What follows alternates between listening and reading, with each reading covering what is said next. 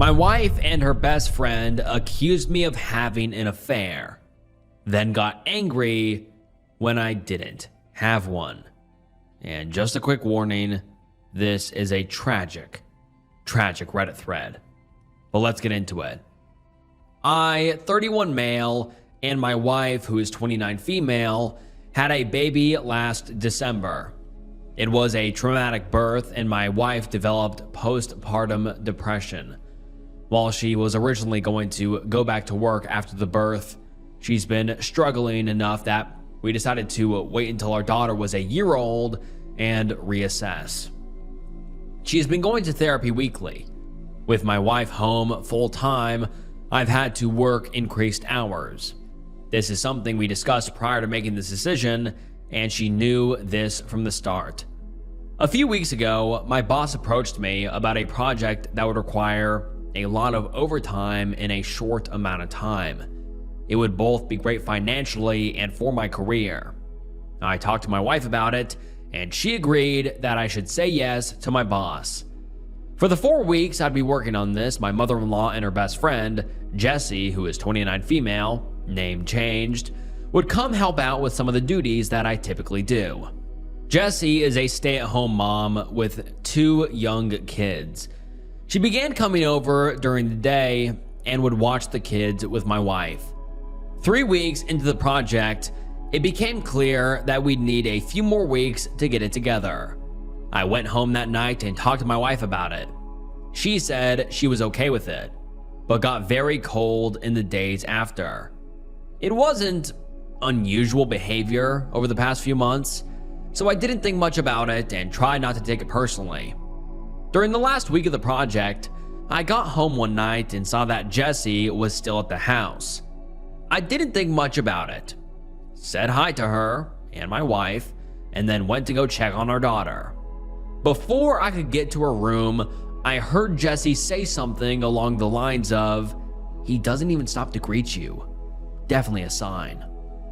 I turned around and asked what it was a sign of. Immediately, my wife started crying, and Jessie started accusing me of having an affair. She told me that I must hate my wife because she has postpartum depression, and I'm not attracted to her because she gained weight from the pregnancy. Neither of these things are true. I'm trying my best to help my wife through her PPD while supporting our family, and I think she looks great how she is right now. She just hasn't wanted to have intimacy, and I haven't pushed. Jessie then demanded to see my phone. I told her no. She told me that's a sign that I'm guilty. I told my wife that I would let her see my phone if she wanted to. She nodded, and something inside me broke. I guess it was the thought that she actually believed I was having an affair really got to me, and that she didn't trust me after everything we've been through. Well, she looked through the phone and there was no evidence. Jessie started saying that I deleted the evidence. She started screaming and woke up our daughter, so I told her to get out of the house.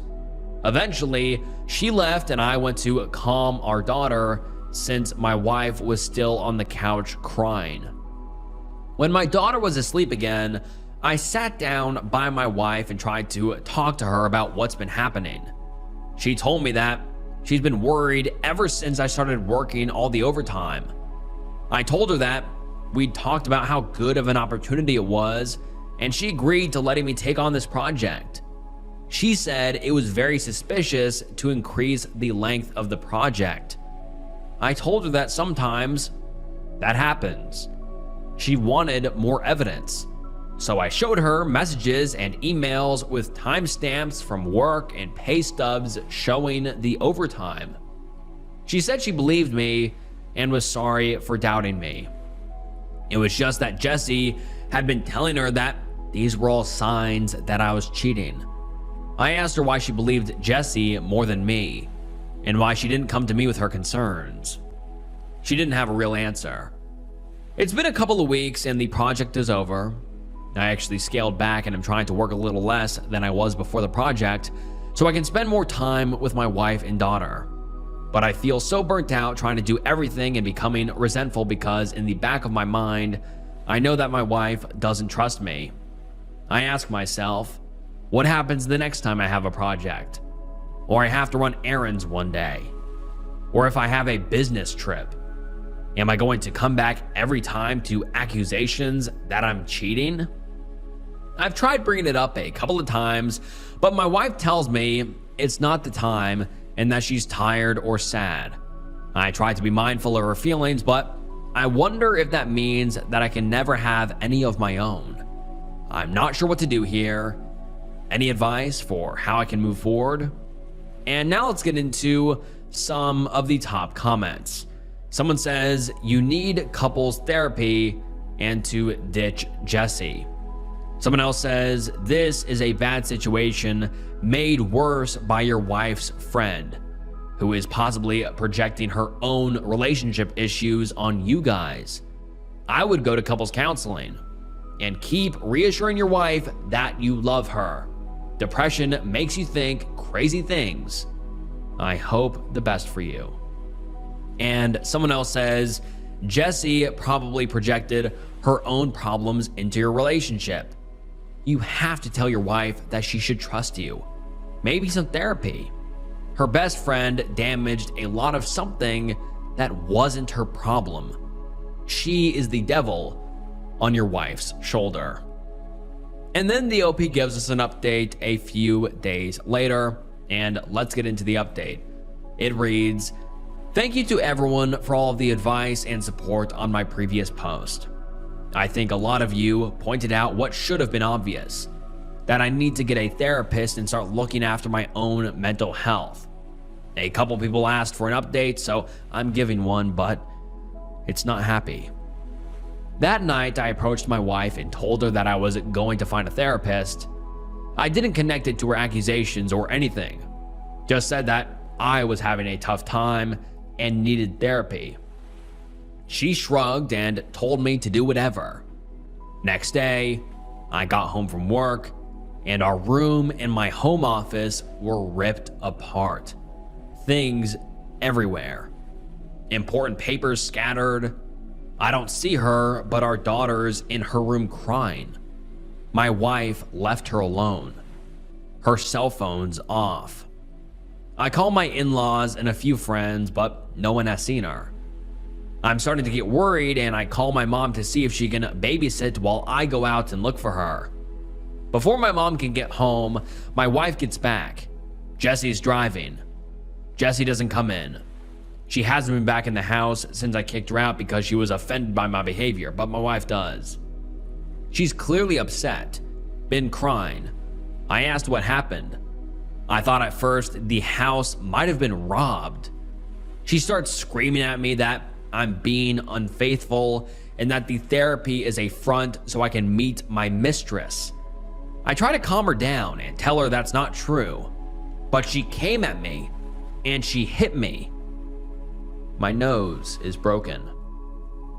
She kind of realized what she did and sat down on the couch and went comatose. Just stared at the wall. I went into my daughter's room and locked the door. Called my mom to tell her what happened. She was already on her way. And my mother-in-law to ask her to come over and take care of my wife. I packed a bag for my daughter, and when my mom got there, we left. My wife didn't even look up. We dropped my daughter off with my dad and then went to urgent care for my nose.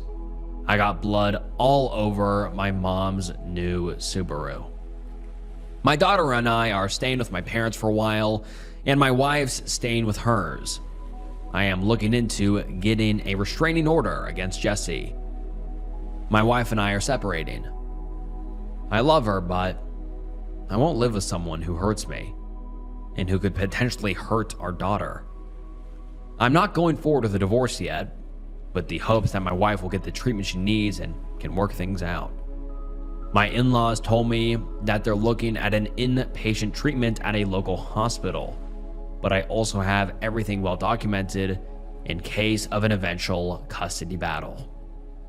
My heart's broken because I know this isn't my wife. This is a sickness in her mind. But I need to keep myself and our daughter safe and give her the space to recover.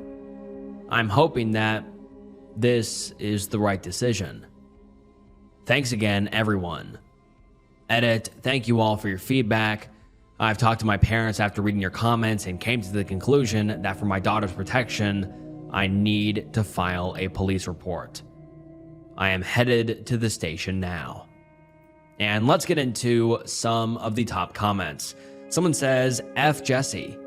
I'm not saying she's the cause of all of this, but she definitely was the catalyst. Bet she enjoyed the circus show she helped produce. And someone replies and says, yeah, sounds like she tried to brainwash OP's wife at every chance and was for the most part successful. This is some premeditated psychopath. I hope for the best, OP. And someone else says, I'm so sad to hear all this. Breaks my heart that you and your daughter have to go through so much pain. I hope it gets easier. And someone else says, wow, from reading this and your previous post, it sounds like Jessie deliberately got in your wife's ear in order to ruin your marriage. More than likely, her life is in shambles and she wanted your wife's to be in shambles as well. For her to be with your wife and not have the baby is pathological. Good for you for having your child with you and for working to get Jessie out of your life. She will not be happy until your marriage has been completely destroyed along with your wife. Jessie is pathological. She most definitely isn't a friend. She did what she was accusing you of. She didn't care about your wife at all and caused this break. You are right to get yourself into counseling. You have a long road ahead of you. Keeping you and your daughter safe are your main concern. I am sorry this happened. Jessie took advantage of your wife's vulnerability and planted her evil thoughts in your wife's head. Wow. There are no words for what she did other than evil and psychotic. And then the OP posts another update a few days later, and let's get into it. The update is titled, Do I let the woman I fault with my wife's death let her speak at her funeral? There's more context for the situation in my post history. My wife passed away on early Monday morning, convinced by her friend Jessie that I was having an affair that I did not have. She had a mental break, which resulted in me taking our infant daughter and staying with my parents for a while. She was with her parents, who planned on taking her to the hospital for an inpatient treatment on Monday. On Sunday night, she came to my parents' house and demanded I give her our daughter.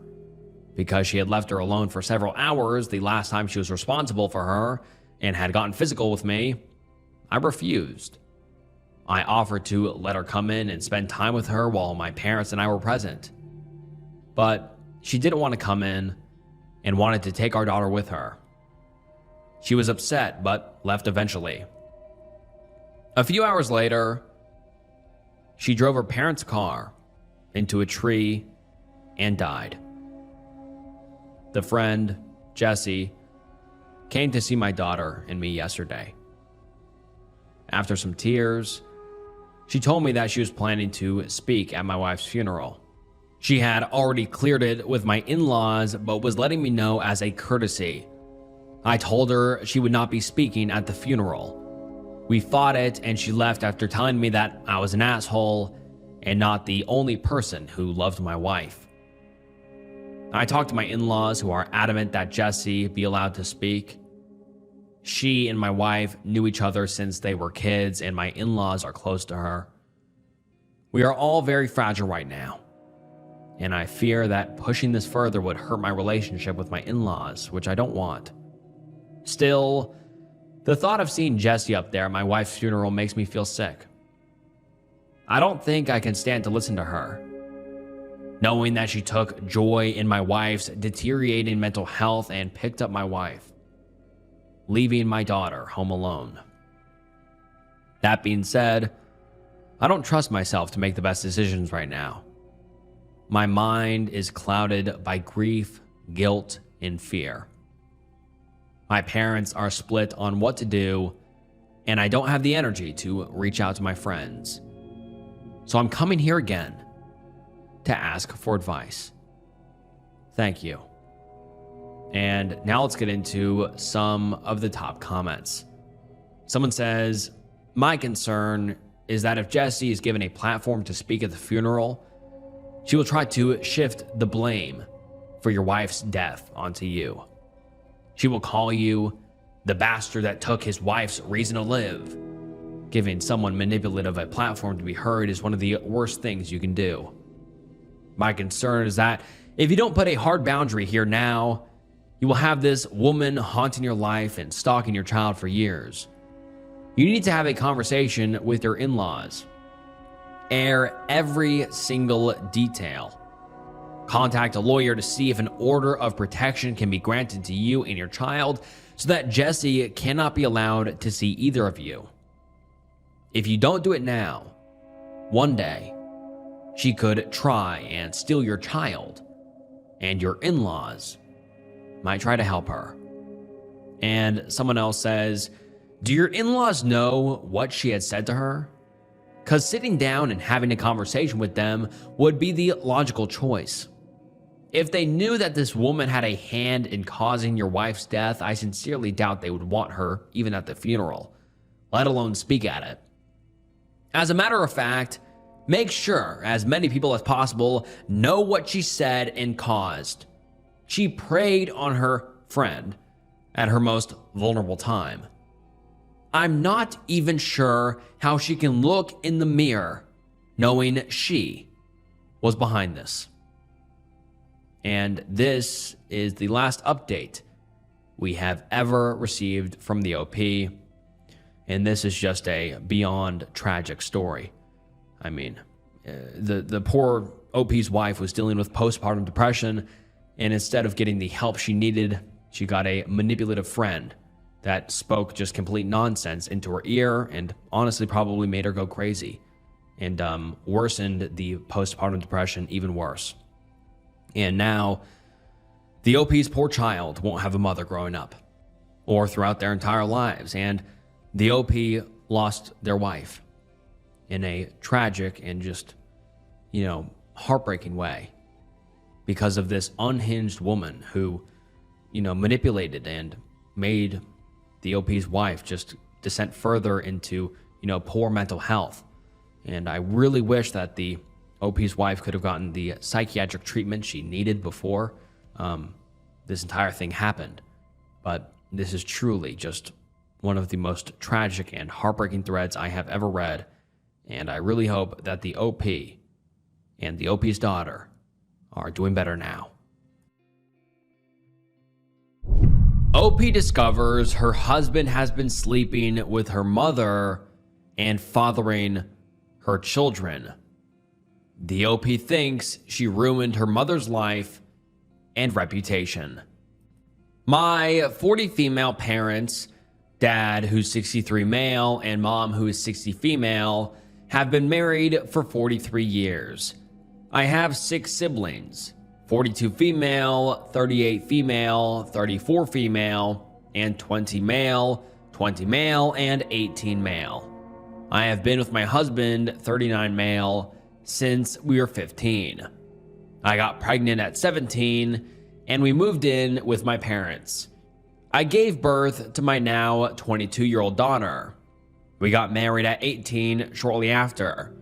My dad's father passed shortly after our wedding and left his ranch-style house to my father. My grandparents built a house next door to my parents when they retired. My parents decided to let us live in this house and told us this would be my inheritance. My husband and I had no issues with this. We went on to have 20 male, 14 female, and 5 female. And I'm currently 7 months pregnant with my last child, a boy, due in April. I thought I had a good marriage. We were intimate more than twice a week. We went on date nights. We bought each other gifts, we didn't fight. My entire world was shattered on New Year's Eve when I returned early from a girls' trip I had taken with some friends. I walked into my bedroom to find my mom having intimacy with my husband. My mother screamed at me to get out of their bedroom, which really shook me up even more. Unfortunately, my oldest daughter was also home in her bedroom across the house, getting ready for a party. She ran out and witnessed my all but a bed sheet unclothed mother run out of her house next door to her house and slam the door. My daughter was devastated and went to my sister's house. I asked her to not say anything until I first talked to my husband. I asked him for the truth. He told me that my mom seduced him when we were 18 and living in their house. They'd been having unprotected intimacy at least once a month for longer than we were married. I ran the math and was horrified because the timeline meant my twin brothers and youngest brother could be my husband's. I immediately called my dad and told him to come to my house without my mom. I made my husband confess, and my dad was devastated. He and my mom were high school sweethearts too. Needless to say, we could hear my mother screaming from her house when he confronted her. I then told my older sister, and she and I decided to have her throw a party for the whole extended family, and we invited my ex's family as well. At the party, I had my 22 female daughter take all the kids to our basement and put on a movie. Leaving only the adult children and siblings, and I told them exactly what they'd been doing. Most of the family is on my side, except my 3 youngest siblings. 38F sister, ex's entire family, they all say I'm an asshole for dropping this publicly. Word got out, and my mom's best friend, who is on a leadership role at my mom's church, my childhood church, called me to verify. My mom has since been let go as the children's pastor there, and she claims I've essentially ruined her reputation in life. My dad kicked her out, and she's now living with my 38 female sister. And lastly, my dad insisted on a DNA test for the 3 youngest boys before he'd consider doing anything with their marriage. The twins are my husband's bio children. I've since kicked him out, and he's living with his parents. My father and I are discussing me moving into his much larger house, and him selling my grandfather's house, and him giving me the money to buy a new house somewhere else to get rid of the memories. My husband is appalled and furious that I proved he is actually about to have 7 kids instead of 5, that I'm going to be taking half his business away from him. My husband started his own HVAC company a few years back, and for the first 5 years, I helped him get it set up, ran the office completely, and took time away from my teaching career to help him get this established. In my state, all marital assets, including businesses, are split 50-50. Since the house was still in my father's name, my husband will get no money from the sale. Neither will my mother, since inherited assets are not subject to be split in divorces. My mother is also likely to not get an alimony, as our state is not a no-fault divorce state. I'm now over a month removed, still extremely bitter and angry at my mother, especially at her hypocrisy of calling me a bad word and shaming my family when she's done so much worse. I also despise my ex with everything within me now, as he was having intimacy, both my mom and me, in some instances coming to our bed minutes later. He got my mother pregnant less than a week after getting me pregnant, and while I thought it was so cute and fun that I shared a pregnancy experience with my mom, she was carrying my children's half-siblings.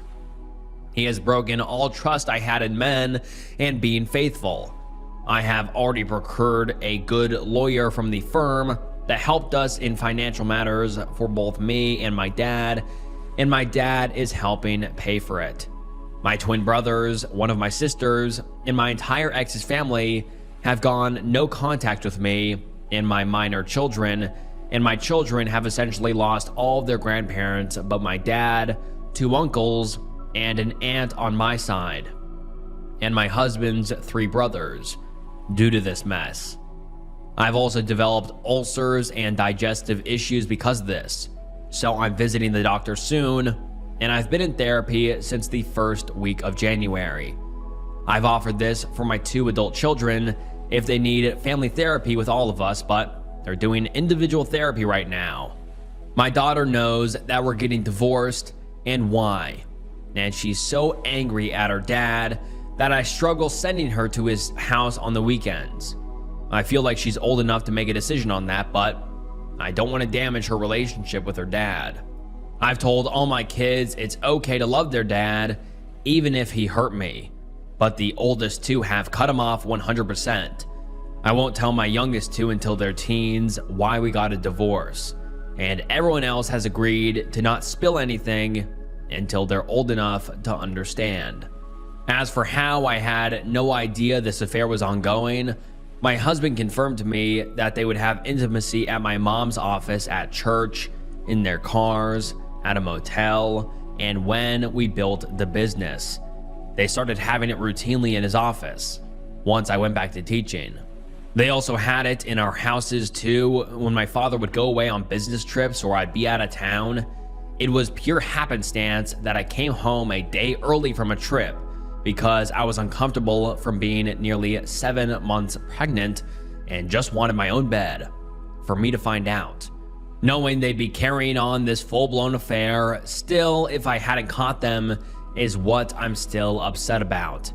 The fact that the grandmother and father of my children cared so little about destroying our families is what I can't get past.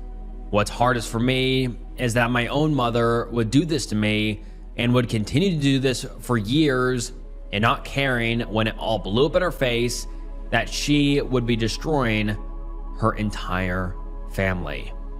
Edit. Also, to add insult to injury, my husband confirmed in one of our mediated conversations, the affair started when I apparently made him angry. He didn't tell me and instead vented to my mom when they were alone. She comforted him and they had intimacy. He loved it and then pursued her after that. He said he would have divorced me, but knew he'd get cut off from her, and she was so much better at intimacy than me, so stuck it out with me.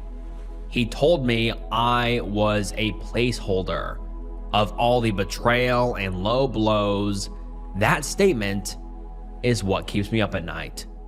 And now let's get into some of the top comments.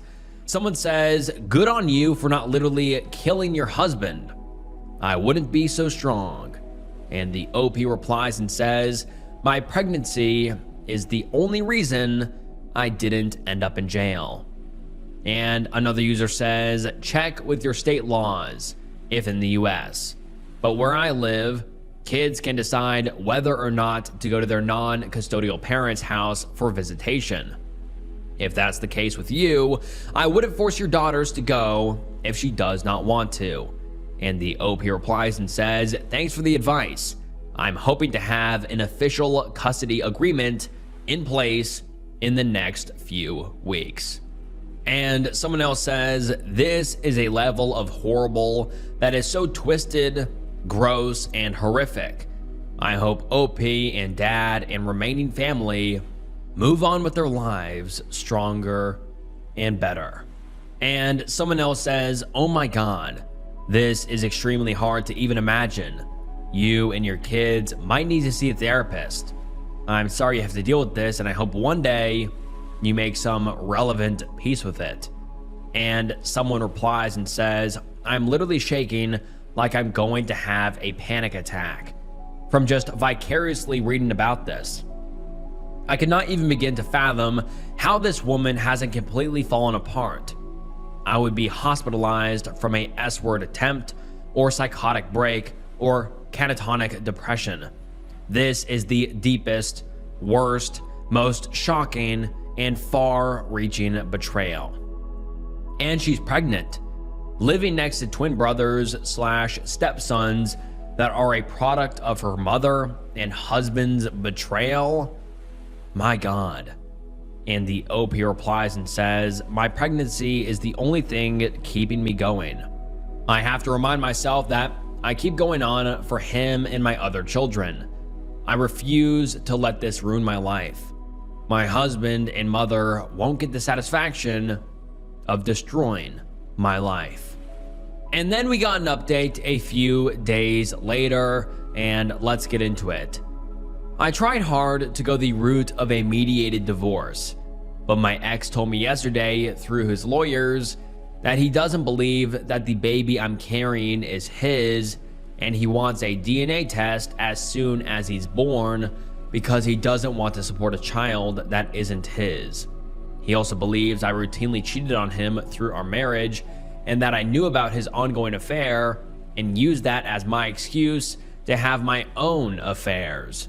None of that is true, but I kind of wish it was because it would make this divorce easier. My lawyer basically told me to get ready for a long, drawn-out, brutal contested divorce, and that my ex is likely going to try every underhanded tactic in the book to make my life even more miserable."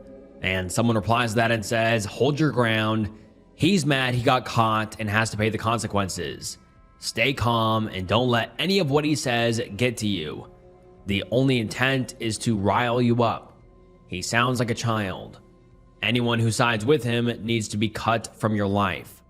It sounds like they're just as toxic as your mom and ex. Being a single mom is hard. Protect your peace." And then we get an update a while later, and let's get into this update. It reads, "This has gone viral on Twitter, and thanks to the people who let me know in DMs. So I will answer some questions posed both here and there. Number 1, my twin brothers look like my egg donor's side of the family. They look very close to my uncle and grandfather. They clearly don't look like my dad at all. But they also don't resemble my husband much either. My son looks like soon-to-be ex, and he's the only child that you can visibly tell is his kid. Although my daughter has his nose and jaw shape. Number 2, I was definitely enraged the day everything went down. But my dad talked me off the murder ledge and reminded me that I needed to think of my baby and my other kids before I do something that would remove both of their parents from their lives. That is what spared them. I still lived in a rage fog for the next few days, which is what led to the revenge party.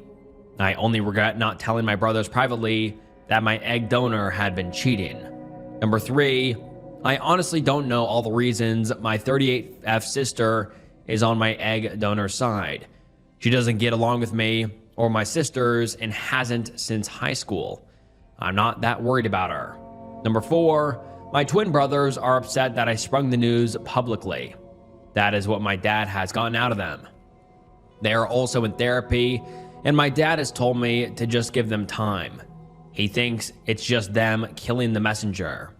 I did not tell them the possibility that my ex was their dad, but they can do math and figured out that they're the same age as my son, and he's younger than the length of the affair. My dad sat them down and explained his reasoning for the DNA test was to prove cheating and not because he was going to abandon them. He is their dad regardless. Number 5, I don't believe that my egg donor and soon-to-be ex waited until he was 18 to have intimacy. But at this point, I'm letting my dad fight that fight and letting him do what he needs to do when dealing with her and their divorce. Number 6, I have contingency plans ready to enact in the event they decide to move in together. But my lawyer doesn't believe my ex is stupid enough to do that, with the divorce proceedings turning ugly. And finally, number 7, I forgot to add this in earlier. My husband is 4 months younger than me. My birthday is in December, and his is April. He will be 40 soon. We were in the same graduating class all through school from kindergarten through high school. He's not a full year younger than me, as others have speculated. I'm focusing on my pregnancy, my kids, and moving on. I may provide an update after divorces are finalized, but thanks to everyone for the support and advice. Thanks for letting this hormonal, sad, ragey, bitter woman vent, and get this off her chest. And also, you keep hearing egg donor. I think that's just the OP's way of kind of insulting her mom after finding out about the affair. And so basically, egg donor is just the OP's mom, but she obviously doesn't have the respect anymore to even call her mom. But now let's get into update number 3. This reads, I had a phone conversation with my aunt today, my egg donor's sister, and she told me there is a family history of cheating in our family on their side of the family. My grandma cheated on my grandpa for years, but they reconciled. My aunt herself had multiple emotional affairs, but is still married to my uncle. She tried blaming genetics on my mom's affair. I laughed out loud at the absurdity of that attempt to justify our affair, and my aunt is now mad at me for not hearing my egg donor out and her explanations for cheating. My dad and lawyer both say I should hear her out, so I'm still considering doing it right before we meet in early March to establish custody. Edit, I should mention that I asked my aunt if my mama inherited the cheating gene, which child did she pass it on to, and how did my grandma manage to pass it on to both her daughters. So that's probably why she's mad in retrospect. I've honestly lost all sympathy for cheaters after this. And now let's get into update number 4. I tried updating this on that post, but it won't let me add another edit. So here is the latest happenings. I met with my egg donor, dad, and our lawyers last evening. Essentially, my egg donor said she knew it was wrong, but enjoyed the attention. The intimacy was great, and she enjoyed the thrill of it. She kept sleeping with my dad because she enjoyed their financial stability and carefree life, and wanted to stay married. She purposefully slept with him after each intimacy encounter with my ex to endure if she got pregnant, she could pass the child off. She also admitted to enjoying the knowledge that my ex enjoyed intimacy with her more than me. She then said that she is moving in with my ex to his new place and that she invited the boys to live with them. The twins have visited once since the affair went public and told her they don't like my ex and refuse to treat him like he's their father. She said eventually they'll come around once she's married to my ex, and then she'll have her family back. I laughed out loud and told her she was delusional and needed psychiatric help. Then I told her I would be taking out an order of protection against her so she'd have no access to my minor children. She called me a jealous and ungrateful cow for not appreciating that she didn't have an operation to get rid of me and let me live. She said I should be happy that they didn't kick me out when I came home knocked up.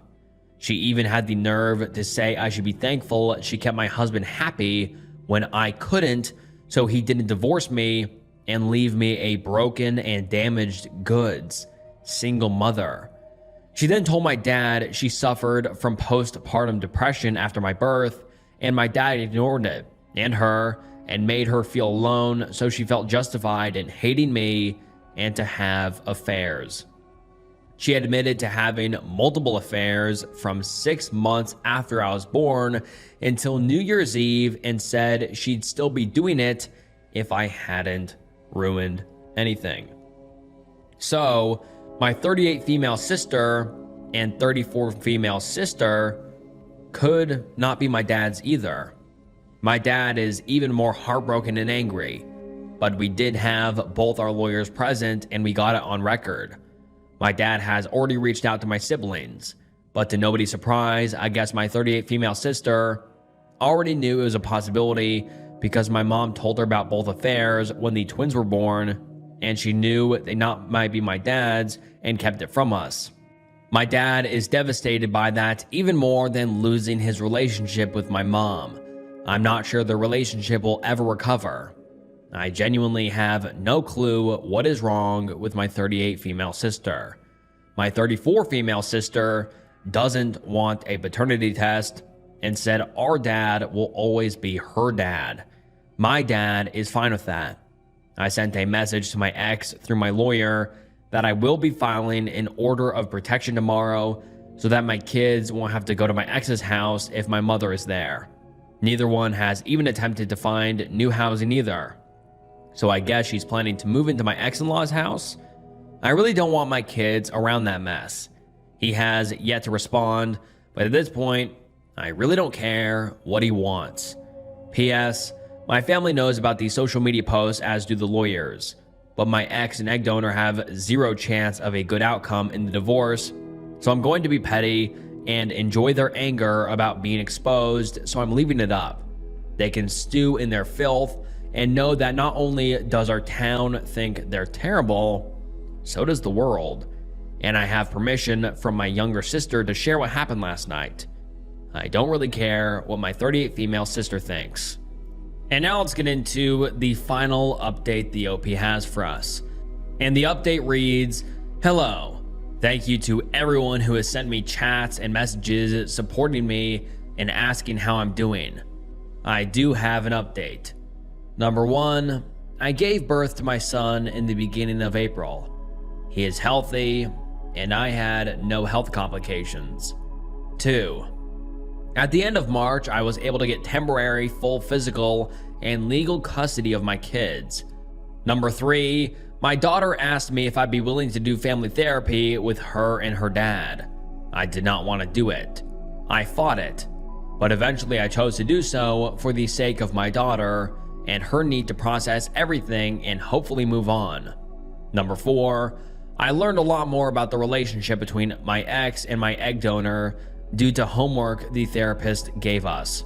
My ex did reveal more things which I believe to be true. Number 1, my mom had actually tried to seduce him well before we were of age. From my ex's recollection, when my egg donor took over the youth group, I was mid-teenage years, and he was a few months from turning mid-teenage years, and the manipulation began then. She'd counsel him privately because he needed it. They kissed at some point until he was still very young, and that was all they did, meaning they'd make out during these sessions until he turned 18. It was right around the time of the first kiss that my mom convinced him to ask me out and date me so they could keep seeing each other without suspicion. That is legit just beyond messed up. At this revelation, I was both devastated. My entire relationship was built on a lie, and my husband never loved me, and also a sense of relief knowing that I had absolutely nothing to do with their affair. The reason I believe this is true is that when he asked me out, I had to get permission from my parents to date. At the time, the rule was no one could date before age 16. My mom went to bat for me, or so I thought. We started dating right after he turned mid-teenage years. The timeline adds up. Edit. My dad is currently looking into potential other cases of abuse and manipulation right now with the help of the church officials. Nothing has turned up. And truthfully, while I hate my egg donor, I find it hard to believe she'd have the stamina to carry on multiple affairs with other guys. I think she seduced him knowing I liked him and wanted to feel superiority over me. Looking back, all of this makes sense.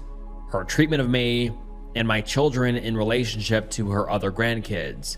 I think all of this was a seriously effed up case of her being narcissistic and punishing me for ruining her life. Number 2, they did not have full intimacy until he turned 18, and I guess that was his birthday present from her. Number 3, my 22 female and 20 male children are still not speaking to him, which he has come to grips with and understands they'll likely never reestablish contact with him. Number 4, the twins and I have fully reconciled. Now for the egg donor. After the last phone call with my aunt, I cut off contact with her and my grandmother. I was tired of my aunt trying to guilt trip me into talking to my egg donor. My grandma is a whole other problem and is beginning to show signs of dementia and senility. She is still harassing my egg donor and calling her a horrible woman, which I'm okay with. But the other stuff she's doing and saying is not something I want to add to my life of stress. My 34 female and 42 female sister were the ones who helped me with labor and delivery plan. My ex knew what the plans were, but also that I did not want him at the hospital until I had already given birth and was in a better place for him to meet his son. He agreed to this. The day I went into labor, my sister took my children to her home while my 42 female sister was with me in the room. Apparently, my child needed something from the school and reached out to my ex to pick it up as he was still on the official pickup list. He no longer is. And drop it off at my sister's house. My egg donor was with him when he took the call. He refused to let her come along as I did not want my children around my egg donor. She apparently followed him in her car to the store and then my sister's house and threw a temper tantrum on the front lawn of my sister's house. My ex broke up with her and told her she was too much drama and it just wasn't worth it anymore, and she flew into a rage and physically attacked him and started destroying things in my sister's yard. The cops were called. My egg donor was arrested for domestic violence. At that point, my ex, my sister, and I all took out orders of protection against her due to the instability and the situation. My ex moved into an apartment close to the HVAC company. My daughter has decided not to forgive him and told him that she didn't want to be around him currently, so only my youngest child visits my ex.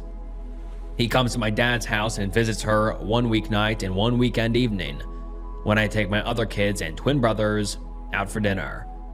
We've established contact through a custody app and will be revisiting the custody issue in June. I will be pursuing full legal and physical custody until my ex can prove to me he's done the necessary therapy and treatment he needs. I still hate my ex with everything in my being for what he did to me from the time I was young until recently, but I hate my egg donor far more for what she did to us all. I do have some sympathy for him, and I truly want him to be okay for the sake of my kids. Edited, yes, he has met his newborn son. He met him the night I gave birth. I also allowed his in-laws and brothers to meet him as well. His in-laws and I are currently setting up plans for the youngest children to have time with them as well, as they can come visit my newborn. My ex is allowed supervised visitation at this point, not a court-ordered visitation, but my wishes which he is adhering to as he does his therapy and rehab, and he gets regular time with the 5-year-old. He does get access to our newborn at least once a week, if he comes with his parents, if he wishes.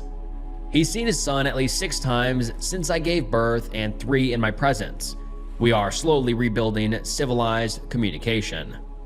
As for the other divorce proceedings, he's agreed to a mediated, uncontested divorce, and I'll be getting half of everything, including the business.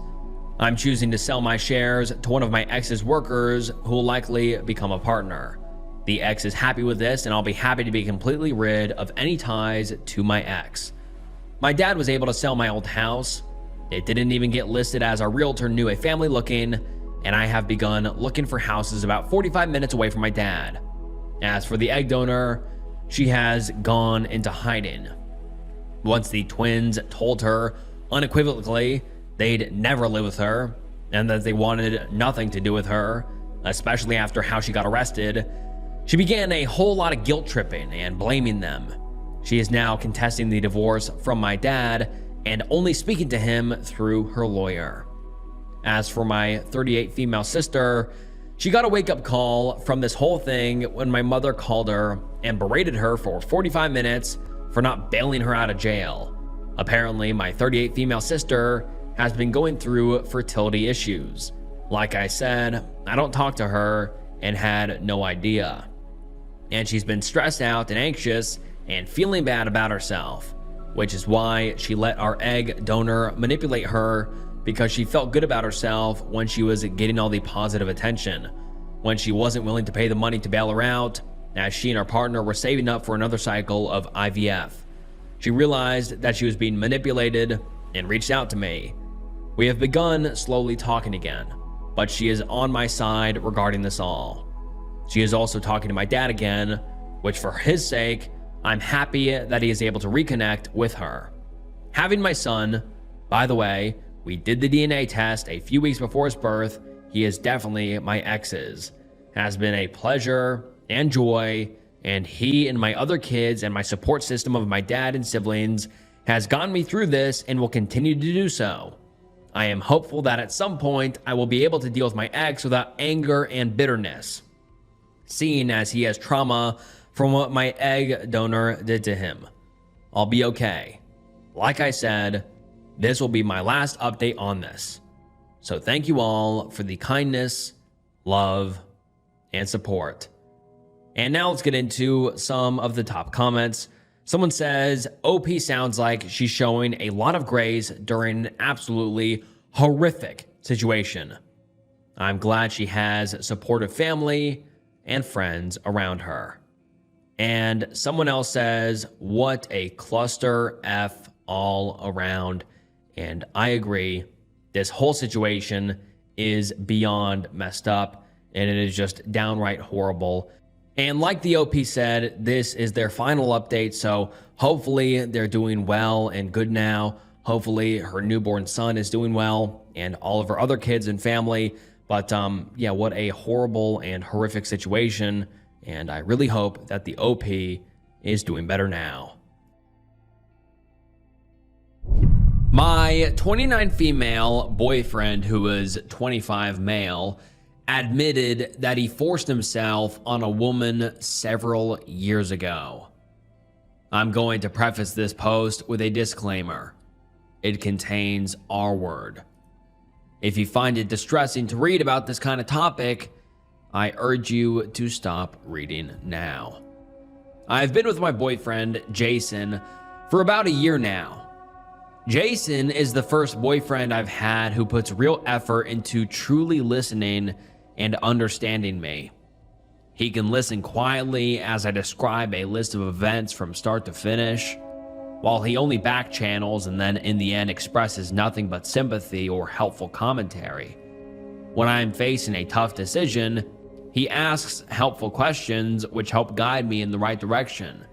When I'm in trouble, without a second of a thought, he is the first person I call. He is a dream come true. My parents love him. My sisters love him. My friends love him. The only person who ever disliked him was a male friend of mine, completely platonic, who said he gave him the creeps. I have since fallen out with this male friend for tangentially related reasons. Also, he was just kind of a giant D-head, so I don't think he had any sort of sixth sense. He just never had a nice thing to say about anyone but himself. Anyway, 2 nights ago, Jason and I were discussing our first real crushes.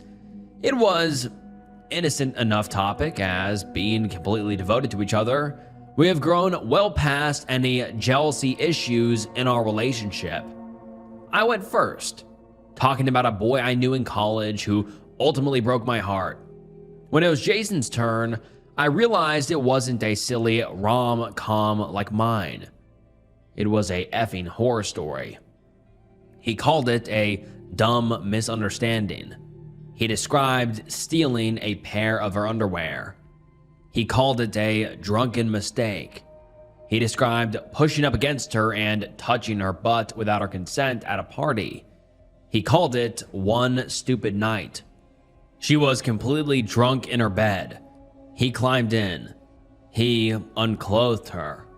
She was half asleep. He did the deed. The way he tells it, it wasn't even intimacy. It was one person acting on a victim. His retelling of the events ends with her crying and kicking him out, never to talk again. I know he truly regrets it because at the end of the story, he was full on sobbing. He didn't deny a thing and said that yes, he had R-worded her, which led to him wanting to improve himself and learn how to respect women. He saw my reaction and asked if I thought he was a monster. I told him I needed space and left. I didn't even pack anything. My sister picked me up and drove me to the Rite Aid where I bought toiletries. My life has been torn apart because no matter how much I think it's over, I have no desire to talk to him. Hearing his voice would probably give me a panic attack.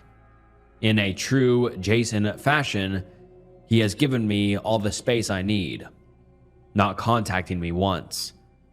I've never been in a situation like this. The person I would normally turn to when my life was on the ropes just admitted he did something which, if convicted, would get him put in prison for several years. I can't talk to my sisters or family because if I do, they'll probably never let me within a mile of him again. Sorry, I think I'm just rambling now. I'm desperate for any ideas on how to proceed, or even if my relationship can proceed at this point. And now let's get into some of the top comments. Someone says, I am a victim of SA, and my R-wordist got prison time but is getting out soon. It's not oblivious to the fact he may go on to have a normal relationship one day.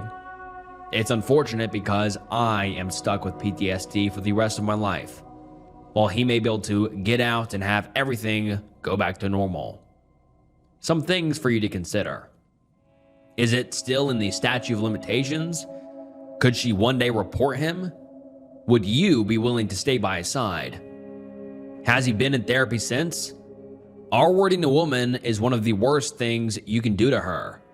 Has he actually tried to better himself so it won't happen again? He admitted to you he R-worded someone while they were in one of the most vulnerable states. Can you live with that? He said it was at a party. How many other people at that party know what happened? How do you feel knowing other people know what he did? If you ran into the girl one day, how would you feel knowing you're dating him? Would the argument, he's been good to me, still apply? I'm not saying people don't change. I've forgiven my R-wordist, but it's something I will carry around with me for the rest of my life. This is much bigger than Reddit's pay grade, but I hope it helps you think a little bit more about everything.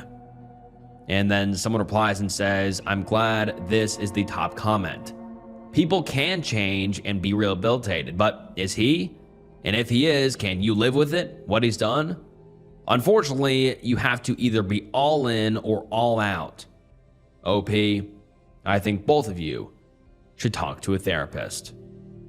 And someone else says, I've clicked on and off of this page because I feel very torn between saying something and feeling like it would be too irresponsible for me to give you any real advice. You need to see a therapist as soon as possible. In my opinion, you don't need to speak with Jason until you talk to a professional. If you ever speak to him again, it may need to be on the grounds of only speaking to him in the presence of a therapist. Tall order, I know. And I want you to know there are amazing men out there who can't even stand R-word scenes in movies and are great listeners and partners that will absolutely make you happy without you having to internalize a horrific moral conflict. Here's why I think the more neutral or forgiving comments in this thread are potentially dangerous. For one, they're tempting for you because you want to go back to the supposedly loving relationship you were enjoying a couple of days ago. But second, they very seriously undermine the real possibility that Jason has other faces that he does not present to you, but might do so eventually if he can successfully manipulate you. There is a real chance he might do you some harm one day. If not you, your sister, best friend, or maybe even a child. Women and girls are killed or R-worded by someone they know far more than by a stranger. And it happens because predators are just the right amount of manipulative. It doesn't surprise me that the only one person in your life has ever gotten the creeps from him. It doesn't surprise me that he's often a voice of reason for you. I know it's tempting to empathize with him and to buy into his remorse and deny that he could be a monster now. But you don't have to sacrifice your moral compass to be in a happy relationship with someone. You don't have to risk your safety like this. Don't try to interpret the morality of his voluntary confession based on the comments in this thread. That's not something I would try to unpack without professional help, because you're going to want to give him the benefit of the doubt. I'm so sorry, hun. I hope you feel comfortable enough to share this with someone close to you soon. And someone else says, R word, murder, and being a predator are 3 past mistakes that are unforgivable and inexcusable. If he really felt remorse, he would go and tell the police what he did. A R-wordist crying about them R-wording a woman making themselves into the victim is disgusting. That girl's story is so similar to mine that for a second I thought your boyfriend could easily be my R-wordist, but then I checked his age and it didn't match. You and your family love a facade. And the OP gives us an update about 10 days later, and let's get into it. The update reads, "Hello again, everyone. It has now almost been 2 weeks since my boyfriend admitted he committed one of the most despicable acts possible against another human being. Trigger warning, R-word, essay, and violence. If these topics hurt you in any way, please stop reading now. The whole situation still feels surreal. I've gone from being angry at him to being angry at myself. I have written long texts to him and then deleted them completely. I've gone through stages of denial where I thought that Jason, being such a good guy, may not have actually done anything wrong. Maybe a woman gaslighted him into feeling that he had committed a crime when she consented at the time. Then I realized that everyone who commented on my last post hit the nail squarely on the head. He didn't go to the police to turn himself in for what he did. If he truly felt remorse, that is what he would have done. His charm and natural understanding of women's problems were complete ruses. Many people with sociopathic tendencies are great with people. Most of all, he gets to cry and move on with his life. He gets to love another woman again. His victim, I can't even fathom what she's going through. I finally called him 2 nights ago. He wanted to talk about how we could mend our relationship. But after 2 weeks of not hearing his voice and being scared of how I may run back into him, it hit me like a truck. I don't love him anymore. I told him that I wanted him to vacate his apartment for 3 hours while I gathered my belongings. He said he would do so. I ended the call by telling him that if he felt any remorse, he would go to the police and accept all charges for what he did, not contest them in court, and take his punishment. He started talking about how that wouldn't bring justice to his victim. Then he said that he loved me. Twisted F word. I showed up the next morning at the decided time with my sister. He was nowhere to be seen. I'm confident he won't contact me again. Thank you all so much for helping me through this. I'm going to find a therapist as soon as possible. Edit, I apologize for editing the post, but after receiving a couple of private messages asking me to drop his personal information, I must make one thing clear. I will not, under any circumstances, post any identifying information about him. It is not only against site-wide rules, but if I were reckless enough to do that, he could sue me. Again, I repeat, nobody is getting his information. He is a monster. He probably deserves worse, but it will not be coming from me. And now let's get into some of the top comments. Someone says, R word isn't a mistake. It's a deliberate torture. that ruins lives. This guy's assaults kept escalating up to the R word. He had many chances to stop harassing his victim before he irreversibly damaged her psyche. I'm proud you left. I can't imagine a self-respecting person continuing the relationship with a R word. And someone else just says, I respect you. And the OP replies and says, thank you, but I don't want to act like this was a hard decision to make. My mind was made up, and other than short periods of self-denial, I knew it was over. He's a monster through and through. OP overhears his wife telling her friend that her ex-boyfriend, who manipulated and abused her and also threatened to kill OP, is back in town. Wife is also in contact with the ex and believes he has changed. And let's get into the post. I wasn't spying. I was cutting the grass and stopped to have a drink. She was on the phone and I overheard her. Basically, her ex is back in town. He tried adding her on Facebook and she accepted. She'd been talking to him and feels he's changed. He wants to meet up to apologize for all the horrible things he has done to her. She thinks he's sincere and is happy to forgive. Her ex-boyfriend is a genuine, crazy monster. She had a restraining order against him after I convinced her. We were all afraid he might end up murdering us. We were scared that he would. He was that much of a monster. Have I mentioned how abusive he was to her? This was 9 years ago. We haven't heard from him since, and I have forgotten about him. I confronted her about this and voiced how concerned I was. Honestly, I told her I felt it was a betrayal, and she should be open with me. This isn't some old flame. This is a guy who threatened to murder us.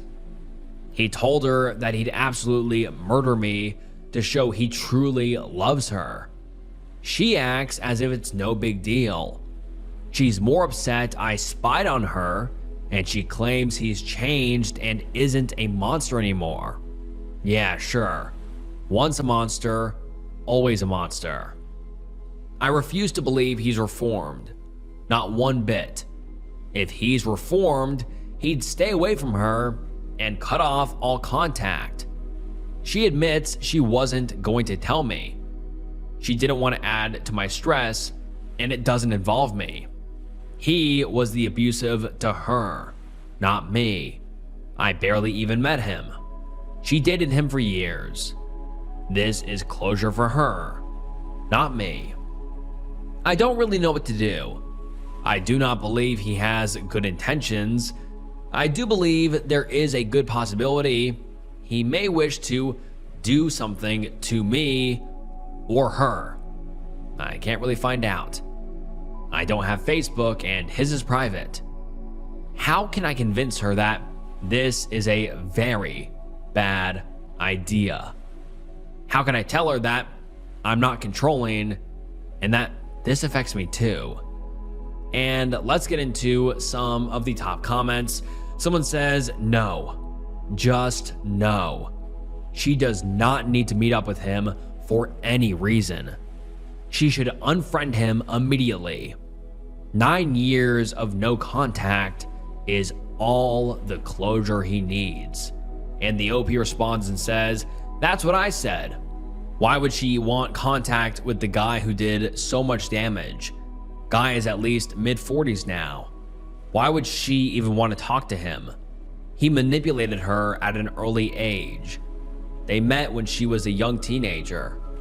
The moment she was legal, it was game on, and he took over her life. Another user says, I am sorry, but your spouse is being naive, insensitive, and reckless. Please go to the police station ASAP with a copy of the old restraining order and talk to an officer about what is going on between your wife and her ex. Get the officer's card and advice. There is absolutely no reason for her to meet up with him. The fact that she was willing to withhold this information from you clearly demonstrates that her ex still has control over her, and that is what he wants. I would let her know in no uncertain terms right away that the choices you both make affect you as a couple, and if she engages her ex in any way, you will never be able to trust her to have your family's safety and best interest at heart. If her ex wanted to see your child, would she oblige to that too and not tell you? The choice is hers. Number one, appease her abusive ex, assuage his feelings, and risk losing everything you've accomplished together, sneaking away from your home to honor her ex's demands, or number two, block all lines of communication with her ex and commit to honoring her marriage vows and personal safety. You have some hard decisions to make too, because she has a trauma bond with him that allows him to manipulate and access her, and that makes this triangle dangerous for your life and future. Check to see if she has a new insurance policy on you. She can't love and respect you well because she does not love herself or really know what love is at this point. If you don't adamantly put your foot down on this and be willing to walk away, she will never respect you. And another commenter says, not sure what to tell you to do here, but I empathize with you. It takes a lot of time and effort to distance yourself from a psychopath. Getting back in contact is like erasing those 9 years of progress. The fact that your wife intended to hide this from you and was even considering meeting up with him absolutely indicates that he still has a grip on her and is influencing her thoughts and actions. I feel like an ultimatum is in order here, although the outcome will be dramatic either way. And the OP responds and says, that scares me, because he absolutely would have murdered her. Hell, even if she didn't break up, he still would have killed her eventually. He R-worded numerous times, and once so hard it sent her to the ER. I begged her, pleaded with her to go to the police and see him locked up. She wouldn't. All she would do was a restraining order. And then someone replies to the OP here and says, this is a situation that is beyond your control. And for your safety of you and your kids, I think dramatic action is warranted. If it were me, I would say cut off all contact or we're getting divorced. And then the OP comes back with an update 2 weeks later, and the update reads as follows. It's been a wild 2 weeks. I didn't have much of an update, but I knew this wasn't going to end well. I got a text from her sister warning me about it. She was begging me to stop her from doing this. So I did something really stupid. I broke into her Facebook. My fears were confirmed. She'd been talking to him for a good while. Most of it was on alt accounts he made, but she finally conceded maybe he was genuine. She said she thought about him and thinks they were young and made stupid mistakes.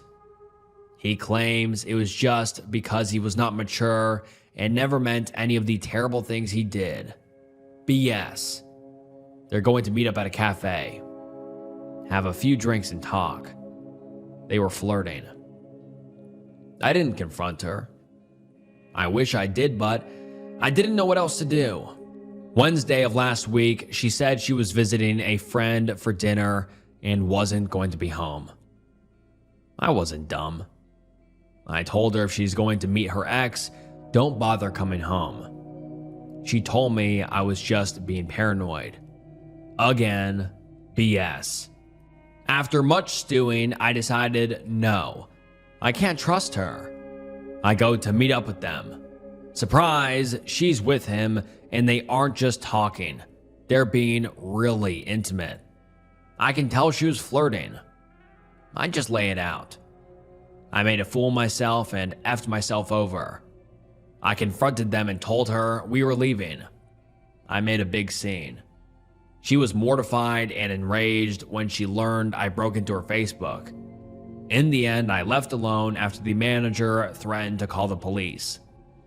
She didn't come home that night.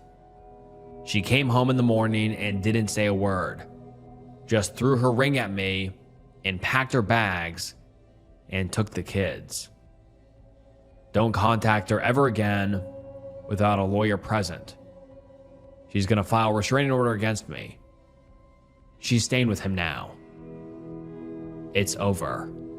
And now let's get into some of the top comments. Someone says, get a lawyer and file for temporary full custody, as she is exposing your kids to a person who made a verified attempt on murdering you. And someone else replies and says, yes, make sure the lawyer gets any criminal records of the guys. My mom had an abusive boyfriend when I was a kid, and watching a parent get beaten up when you're so little is not something I'd wish on anybody, even if they don't hurt you. Witnessing abuse as a child is traumatic. And someone else says, when she tries to come back, tell her to go F herself. The end. And someone replies and says, and we all know she will. Another person says, the trash just took itself out. It hurts now, but there's nothing you could have done differently. Your only role is to try to find peace and move forward in a healthy way. And the OP replies and says, she's not well. Her ex is abusive and has been manipulating her since she was very young. And another user says, I was correct on my previous post. Most abused go back to their abuser, but the story repeats itself. The guy will abuse your soon-to-be ex-wife again. That's a fact. It will happen and nobody can stop it. You have to consult a lawyer now and get your kids out of there. She's not a safe partner. She never was. All the best. And this is the last we have ever heard from the OP. And I mean, it's insane how short this thread is. In total, it's 6 paragraphs. The first, post that the OP made and then the update. And this OP's life just unraveled so fast. It's just terrifying. That's how quickly, your life can just spiral out of control. I mean, one moment the OP is in love with his wife, has kids, safe, whatever. And the next he's worried about, his wife going to this ex-abuser who threatened to kill them both. And then she ends up doing it, and she comes back after possibly staying the night with him and throws her ring at him. Says, don't contact me ever again. She took all her stuff, took the kids, and the OP is just left alone in his house. I mean, that final line of what the OP said.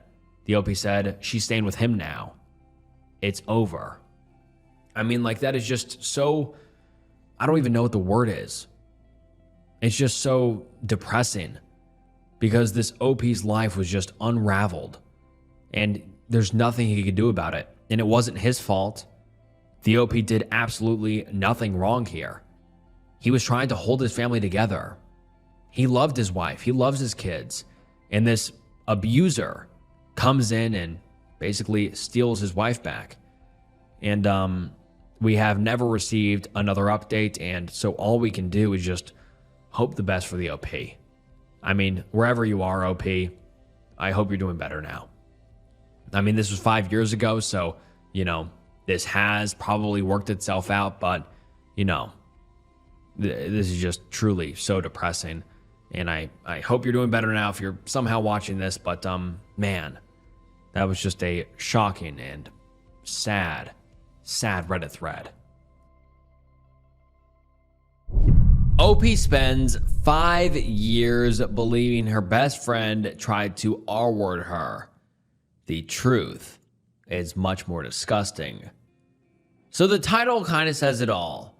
And this is a bit to unpack, so sorry if the post is kind of long. The details all seem relevant though, and I'm kind of rambling since a bomb was dropped on me today that I just don't know how to handle, and I need some advice. Trigger warning SA. 5 years ago, when I was 23, I had been working with a company that handled hospitality training and stuff like that. What we did really wasn't important. But at that point, I'd been dealing with the company for about 3 years already. Mark had gotten hired around the same time as I had, and we did a lot of training and stuff together.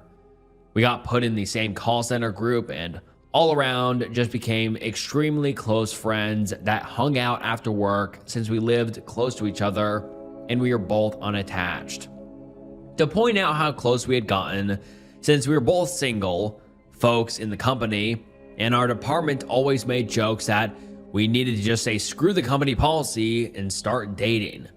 We always laughed it off because at the end of the day, we both made it abundantly clear to each other that we only saw each other as friends.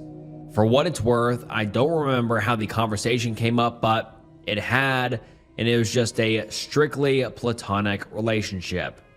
So yeah, we were basically attached at the hip for about 2.5 years when I met Paul. At the time, 29 male and currently 34 male, and began dating him.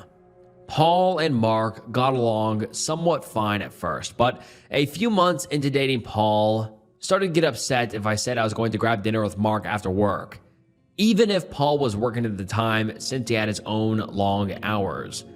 For what it was worth, Mark seemed to understand where Paul was coming from and only grabbed dinner with me when I asked him, never prompting it himself.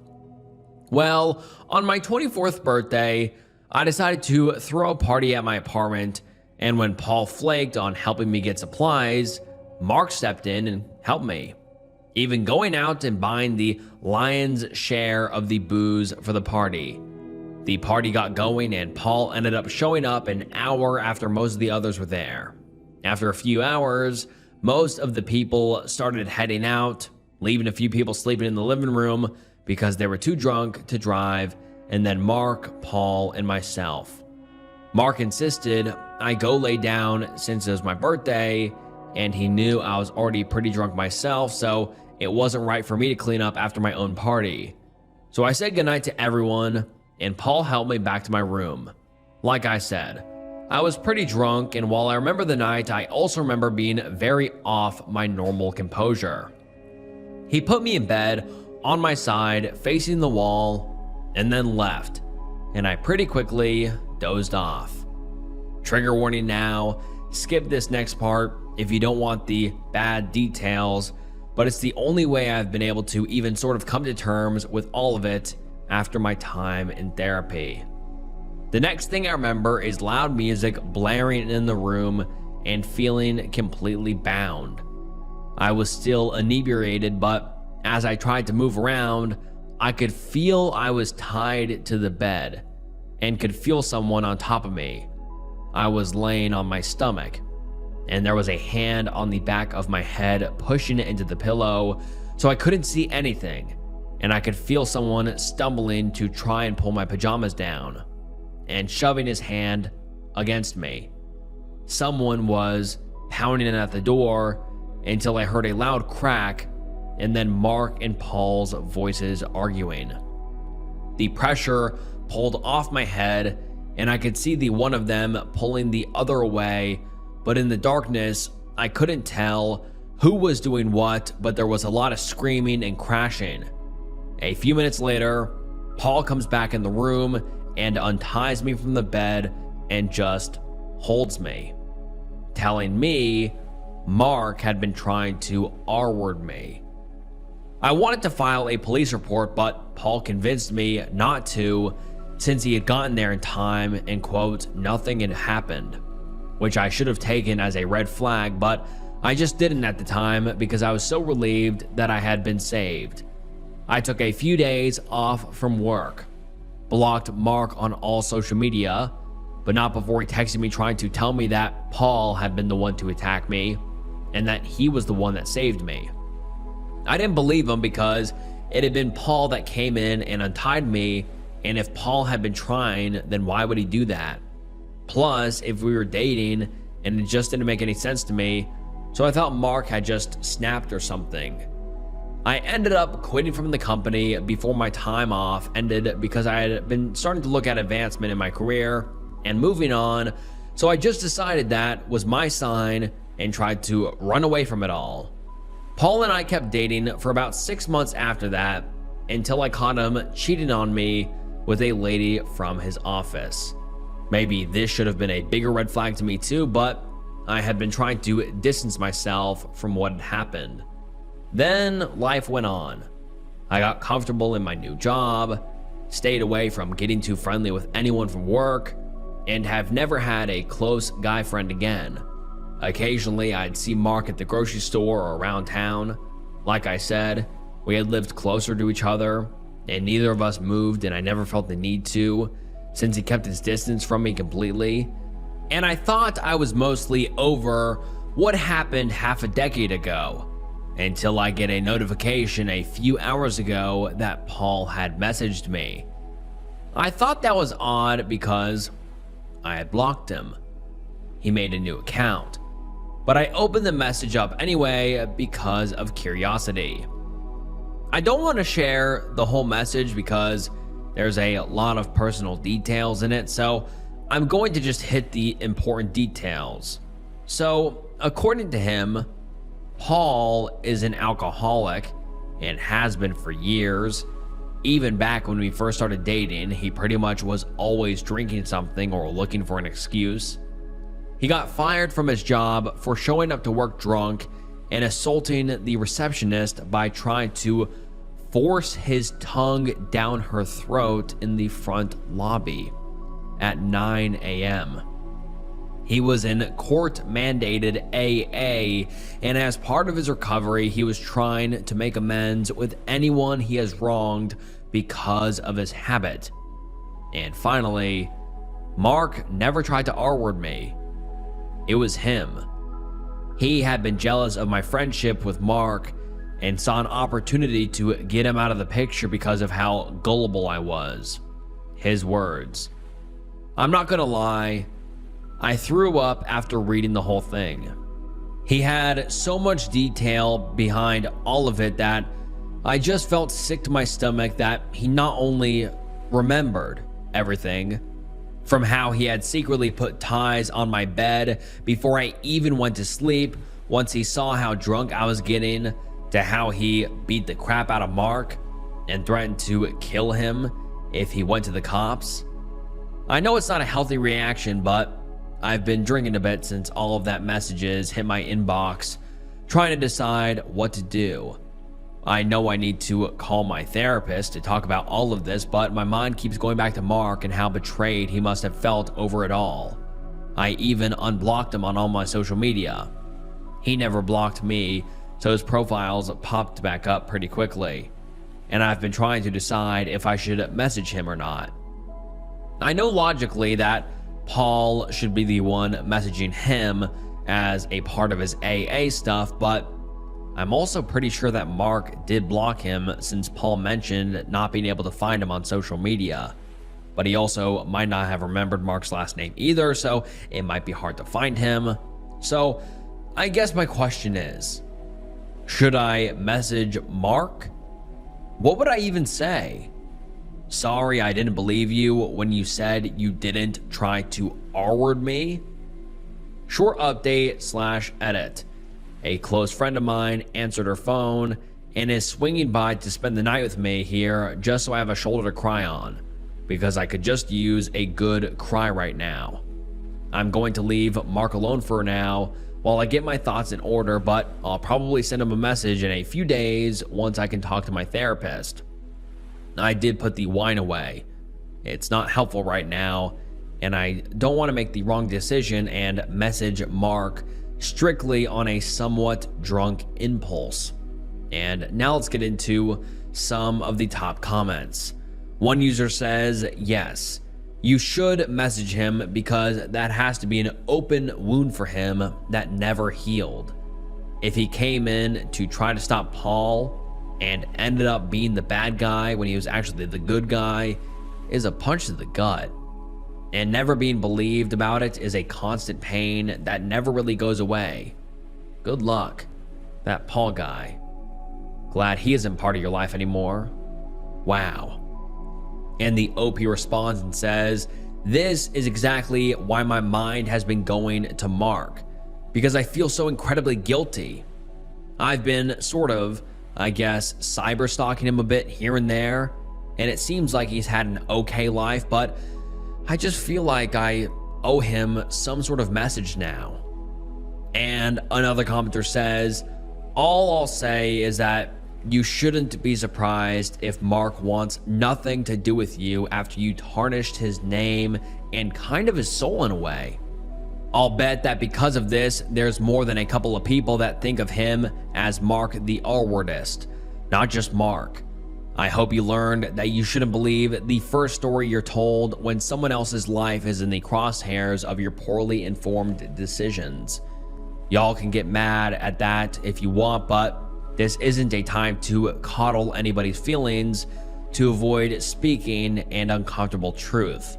There can be two sides of an argument without anybody needing to go to call their therapist because they got triggered over an ounce of opposition. I'm sorry any of this happened to you at all.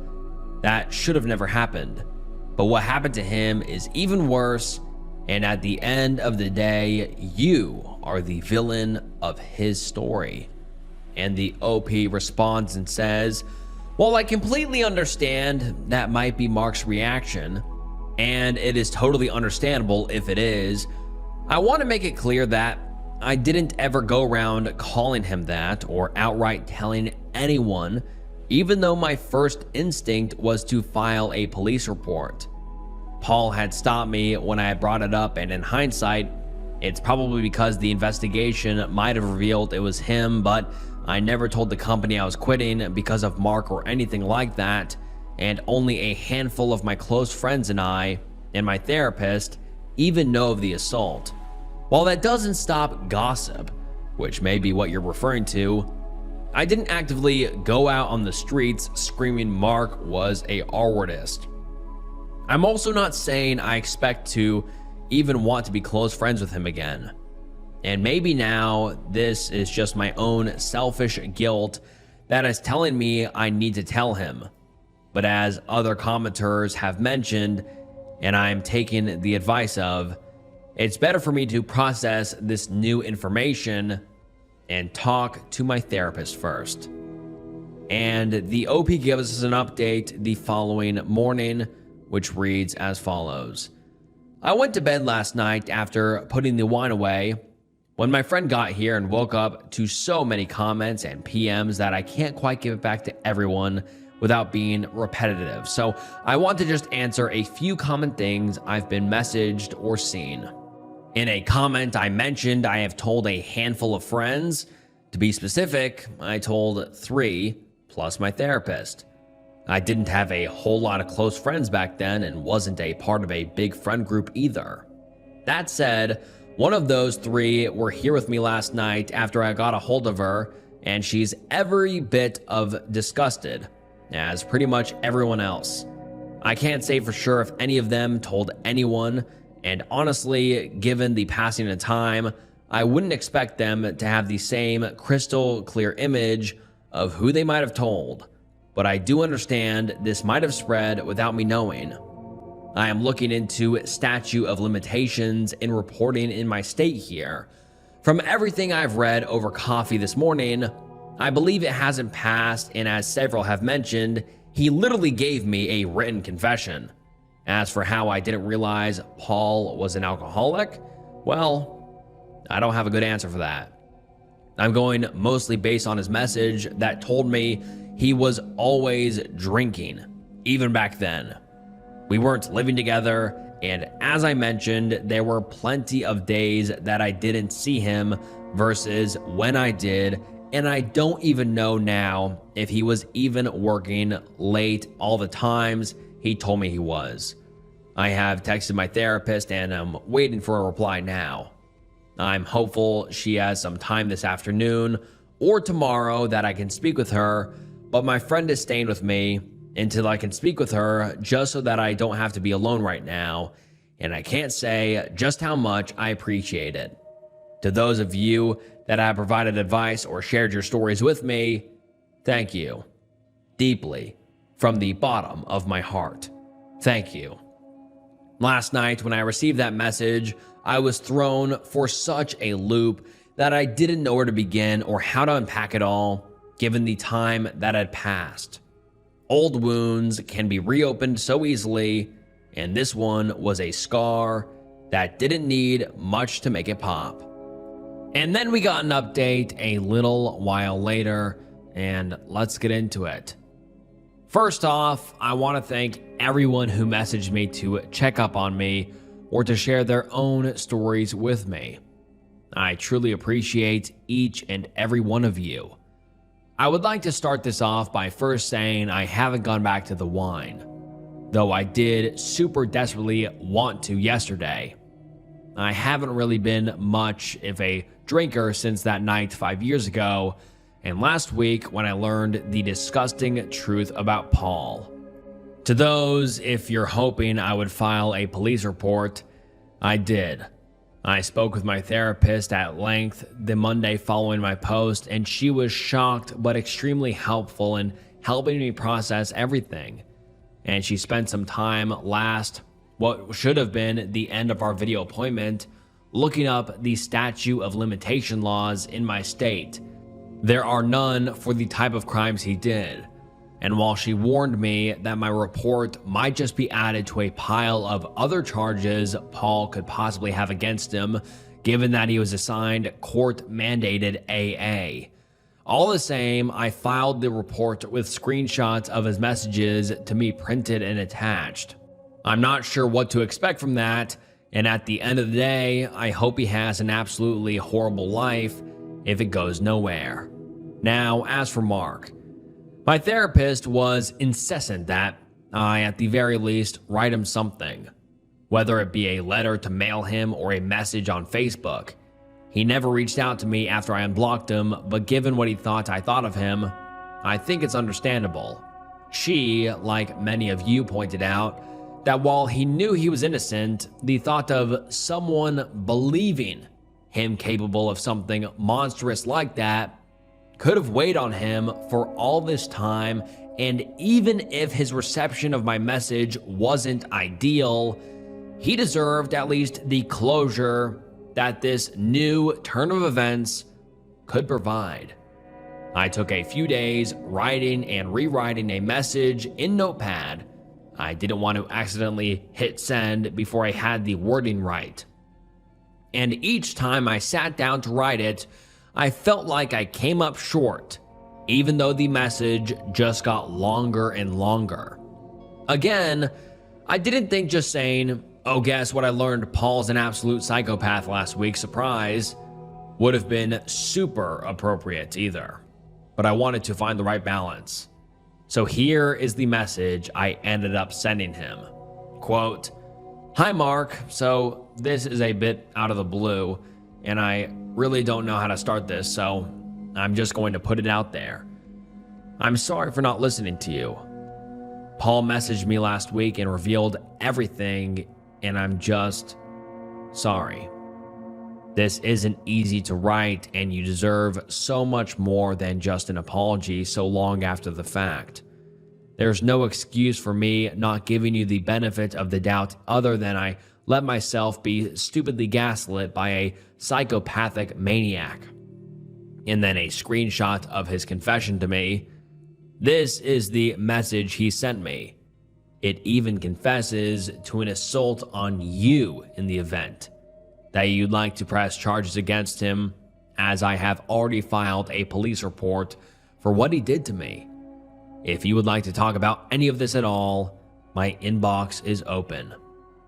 If you want to tell me to F off, well, I guess I understand that too. I'm not sure what I expect really, because this has ripped open a wound I would have been trying to heal, and I'm sure this might cause you some distress, but I felt you, at the very least, deserve to know. I know I probably could have said more, but anytime I kept trying to write, I felt like it was just me making excuses. I sent that to him this past Friday, and I'm pretty sure he read it sometime between Friday and Saturday, as the red notification had been there when I checked Facebook again at lunch on Saturday. I had been out with my friend Jenny, who had stayed over with me after I learned the truth, and when I told her I had messaged Mark, she wondered if he had responded, so I checked. Last night at around 6 p.m., my phone dinged, and while I thought it might have been a text from Jenny or maybe my mom, I don't really text or talk to a lot of people, I actually found that Mark had sent me a reply. Quote, "I wish you would have listened to me back then, but I'm glad you know the truth." I thought that was all he was going to send me when the three dots kept going across the bottom of my screen. He was still typing when he sent me pictures as well. They were graphic, and Paul's assertion that he had beat the crap out of Mark did in fact also come with documented proof from him in the form of pictures. Mark went on to explain that he filed an assault report the next day after my birthday, but that the police had warned him against accusing Paul of SAing me given the turn of events and my "don't speak to me again" text I sent him when he tried to explain himself. Nothing had ever come of his police report, and he wasn't even sure why. Neither am I, but he intended to follow up once more today. Mark is still very much the kind of person I remember him being, and while I was bracing for him to hold a grudge against me, he instead just expressed his happiness that I finally knew the truth. We exchanged small talk through chat for a while, but it was nowhere near the conversations we used to have. Mark is actually engaged to a girl he has been dating for about 2 years now. He had apparently never brought any of this up to her until she saw my name flash in his screen with a notification and asked who I was. While some of you expressed concern that my friends had smeared his name, he apparently never heard anything of it. He actually still works for the same company we had both been at, just now in a copywriting role for the marketing team. So at the very least, the lack of a police report from me or making a scene at work worked out in his favor there. I asked if we could keep in touch, even if only with small talk, and he said that he thought it would be okay, though he was a lot busier than he was back then between working and planning his wedding. While I thought that was going to be the end of it, he messaged me a few hours ago to let me know he refiled his police report with the added messages I had sent him, and that if I'd be open to it, he'd like to meet for coffee with his fiancée in tow and a friend of mine if I felt more comfortable doing it that way. Not really sure if that's an entirely good idea, but I shot Jenny a text to see what she thinks and if she'd be open to coming with. She said it's ultimately up to me what I decide to do, and she'd be with me either way, so yeah. That's the update for those of you who have reached out and asked. And that is the last update we have ever received from the OP, and all we are left wondering is if Paul ended up going to jail like he deserves. But like I said, we have never received any sort of other updates, so I wonder if Paul and the OP went to court along with Mark and, Paul went to jail or what happened, but we don't know. But what do you guys think? Am I overreacting? A little kid keeps coming into my house. I live out in the country, near a big main road and on a country road. I'm the closest property to the main road. But as you continue down, I have a couple of neighbors. We live on 40 acres and have a little farmhouse where I live with my husband and dogs, along with some farm animals outside. I do not have kids. we live a calm and peaceful life. However, there have now been 2 occasions on which a young child that lives a third of a mile down the road has come into our house uninvited. The first time, I was home alone and had just showered, doing my nails and watching a show in my makeup room. Next thing I know, I see a small shadow, looked like a preschool-aged kid, open my fence gate and open my front door. I had no idea who this was, and I FaceTimed my husband in case he knew who it was. But as we checked the cameras, there were no cars or other adults around. I was in my underwear, with my door closed and freaking out. Like I mentioned, I live out in the country, and due to my neighbors all being so far away, I had no idea who this kid was or where he came from. I put some pants on and went out into my living room. And this kid was running around my living room and kitchen, playing with my dogs without a care in the world. I tried to get him to calm down and asked him what his name was or where his parents were. Nothing. He ignored me and kept playing. After a couple of minutes, I think he got bored, and he opened my door, went out of the gate, and ran out to the back of my house. I lost sight of him and kept looking toward the main road in case I could figure out where he came from. Finally, I saw a young girl approaching from the neighbor's side of the road, and she shouted at me, "Where is he?" I told her I had no idea where he was, but that I had seen him go towards the back of my house and she could go look for him. She looked annoyed, but I guess she was able to grab him at some point and took him back towards the direction of the neighbor's house. At that point, I was honestly super upset and yelled, "Keep that kid out of my property and out of my house." She just yelled sorry over her shoulder. No one ever came back to apologize. My husband eventually went to the family to ask what happened and was told they had been unloading groceries and the little boy had managed to run away. How they didn't realize this until so much later, I'm not sure. A year later, this little boy is still very young, and I get a call from my husband while we're at work. He tells me there's a little boy in our house and that he came in through our dog door. Immediately, I ask if it's the same one as last time. He says he saw them on our cameras but can't be sure. He tells me that before calling me. He already called the cops, and they are on their way. The footage shows this kid opening our closed, fenced gate and coming to our front door. Our dogs are barking at him in the yard. He attempts to open the front door, sees it's locked, knocks, and then just stands there thinking. Then he crawls in through our dog door. Our dogs can go in and out of the house as they like since their fence is closed in, but I guess this kid figured he could do the same. He comes in, opens the dog door to make sure the dogs can come in too, takes off his shoes, jumps on my couch, and plays with my dogs.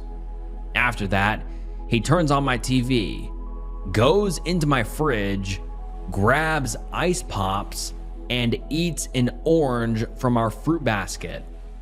He's in our house unsupervised for about 15 minutes until the cops arrive and get him out.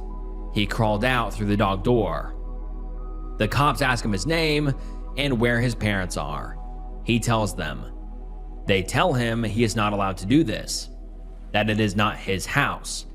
A couple of minutes later, a car pulls into my driveway. It's the parents. The cops talk to them for a bit and they all leave. My husband had left work to get home, but by the time he got there, everyone was gone.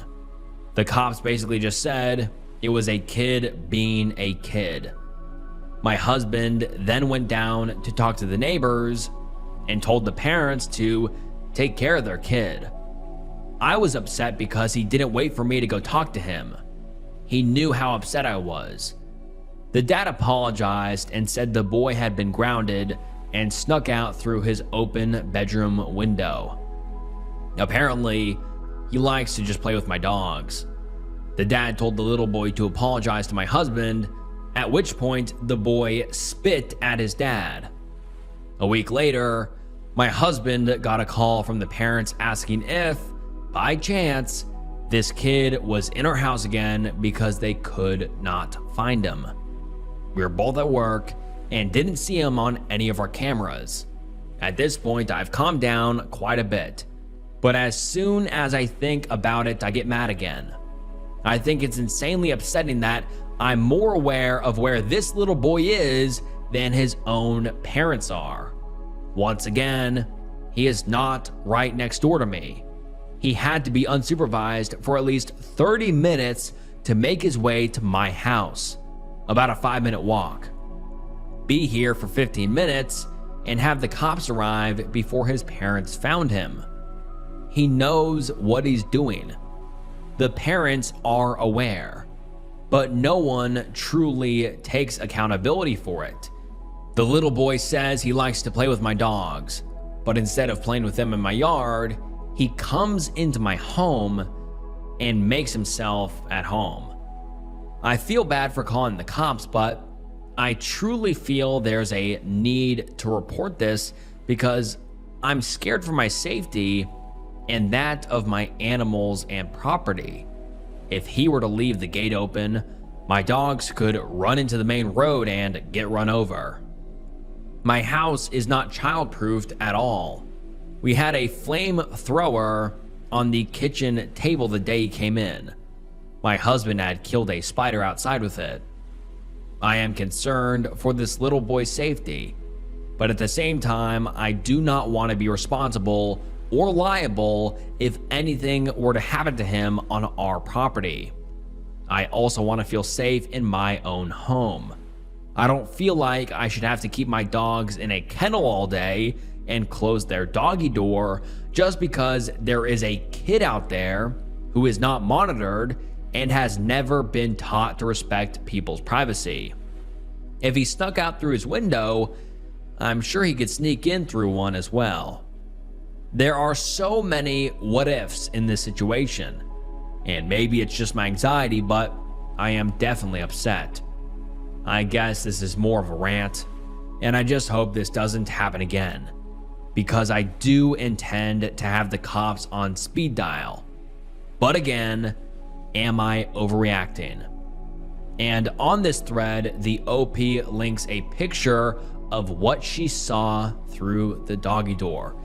And as you can see, look at this little kid crawling through her doggy door. And honestly, that is very unsettling and honestly scary. I mean, especially the first time around, like the OP just got out of the shower, and imagine like a little kid runs through your house that you've never seen before. Like that is like stuff of nightmares. Like I just got goosebumps saying that because like I'm imagining like in the room next to me, I just see like a little kid run by. And I mean, just the thought of that is terrifying, but also not to mention how terrifying it is that the little kid's parents aren't watching this little boy at all. I mean, this poor kid who is very, very young is able to just wander out, disappear for like almost an hour, and his parents just like don't know where he is. Like that is super concerning, and hopefully this little boy is okay. But now let's get into some of the top comments. Someone says, "This is insane. Your home is supposed to be your sanctuary, and it can't be if you're always anxious some strange child is gonna break in." And the OP responds and says, "Thank you. That's exactly how I feel. Is he a threat? Not really. Should he be there? Absolutely not." And someone else says, "You're not overreacting. A child that small should not be able to get that far. And you could literally be anyone. This is a huge safety issue for the child.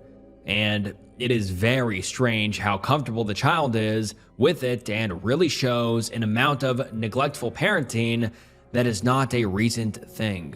Sure, the cop was right that the child wasn't in danger, but the child is being repeatedly allowed to put themselves in danger.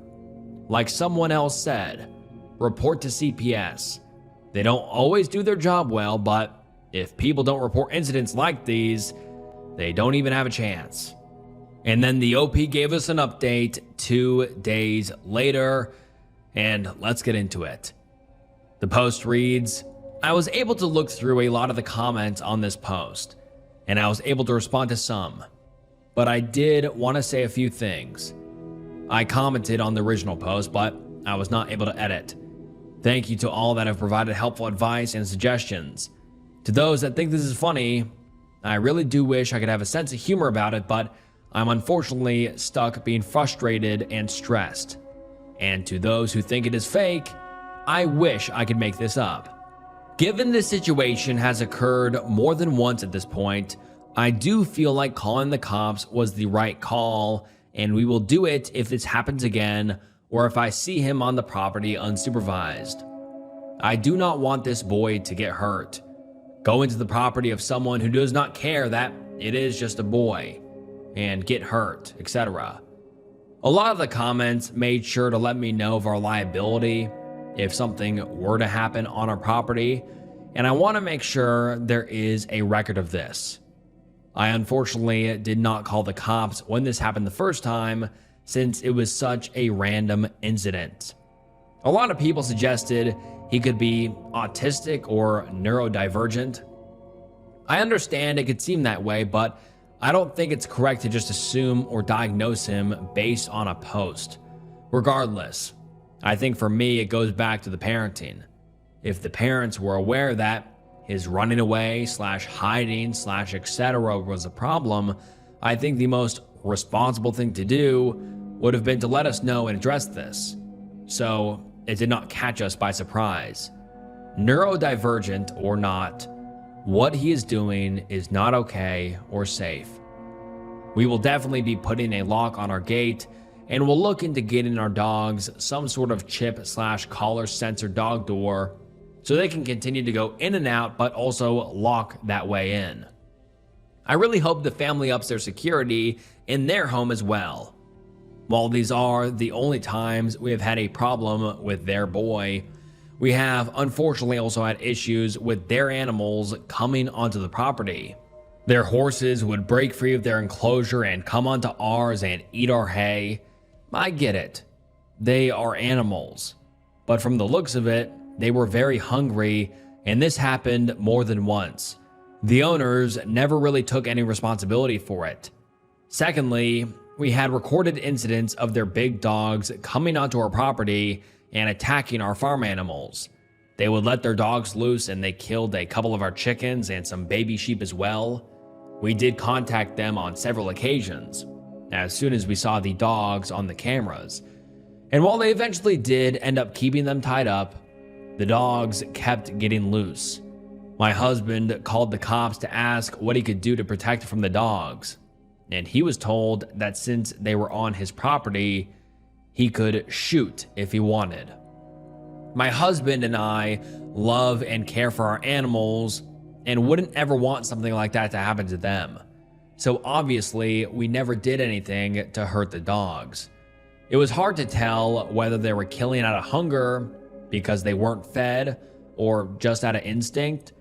We also just wanted to keep a normal relationship with our neighbors, and harming their animals wouldn't be a good way to do that. But it was a very upsetting situation.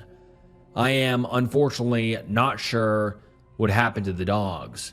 I have not seen them around. A lot of people were surprised by my dogs being so chill about this. I forgot to include a picture, but they are 2 Maltese / Shih Tzu mixes and 1 small mutt, potentially Schnauzer. He was a rescue. Overall, small, loving dogs, all bark and no bite, and very excited to play. Therefore, I am glad they are not a huge concern in terms of causing any sort of damage. But one can never be too sure, and like many said, they are animals after all and can be reactive unexpectedly. There was a comment that said, quote, "I am totally on board with it takes a village, but you just can't draft people into your village without their consent. If this kid had found his way into your life in a way that made you feel less violated, maybe you would have opted to join his village. But he didn't, and that's not your fault. OP, if it's anyone's fault, it's his parents' fault," end quote. And honestly, I really do agree. I have never had this kid or his family over to my house, much less inside. We've had very limited interactions. Most of them have been to address problems caused by their animals, which my husband has mostly dealt with. I am perfectly fine with having a good relationship with my neighbors, but we truly do all live so spread apart that it is hard to connect with them. Some suggested I make this kid my friend and have him over, but truthfully, I do not feel comfortable having him come over or doing play dates with my dogs. Maybe if we had a proper introduction, I would have been more open to the idea, but at this point, it just makes me feel like the more comfortable he feels to be here, the more he will, and I personally do not want to deal with it. He intruded on our privacy more than once, and I am not inclined to be more involved with this family than necessary. And about the flamethrower, my poor husband was getting so roasted. Get it? Pun for this. And I just want to say, no, he is not crazy. That was my bad. We call it a flamethrower. I'm not sure why, because I Googled it and these things are intense. It was a propane torch. We have a wood stove and keep a torch inside to help light it. We just got done cutting hay in the field, and I've noticed more spiders near our house since then. The reason my husband used the torch was that he saw a huge wolf spider carrying their babies on their back on the pavement outside our front door.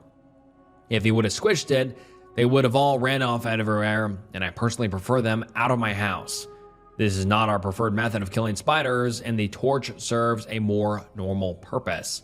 He left the torch on our kitchen table before he left for work. Either way, it is kept inside the house, and I would assume it's not necessarily a child-friendly device. And now let's get into some of the top comments. One person says, as an attorney, a parent, animal lover, this is a disaster in slow motion.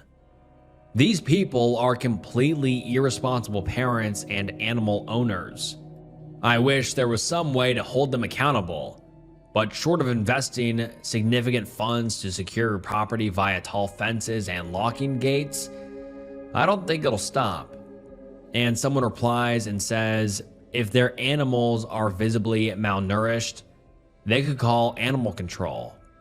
Also, for the animals the dogs killed, I'd have sent them a bill. They apparently don't give a damn until they are held accountable personally. So hitting them in the pocketbook is probably the only way to change their attitude. And then we don't get any sort of update from the OP for a long time, about 9 months. But 9 months later, the OP comes back, and let's get into their update. The post reads, a lot of people interacted with my first post last year. Many let me know I was NOR. Some had some different opinions, and I greatly appreciated the suggestions and advice. And NOR stands for not overreacting. I did end up calling CPS to make a report for that incident. I now have locks on the gate to my yard. My dogs still have access to the yard through their dog door, and all my exterior doors are locked. We still have cameras on our property as well as the one in the living room. But for the most recent update, something happened a few weeks ago when I was home alone in the afternoon on a weekday.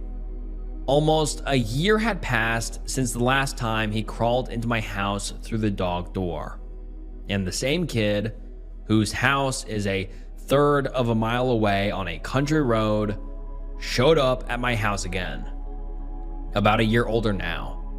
Recall, we live on a 40-acre farm and have no connection or relationship to this kid or his family, besides the various times he has barged into my house uninvited. As soon as my husband got a notification that a person was detected on the cameras and no vehicle was seen, my husband checked the outside cameras and noticed the kid was back. So he called me to let me know. I looked out the window and this time, the kid was shirtless and pantless, only wearing underwear and muck boots. I immediately called the police.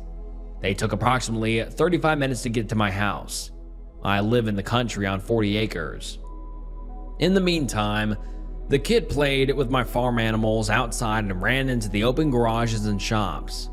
My geese and turkey, which are aggressive and do attack, seemed to scare him off enough that he did not want to get near them.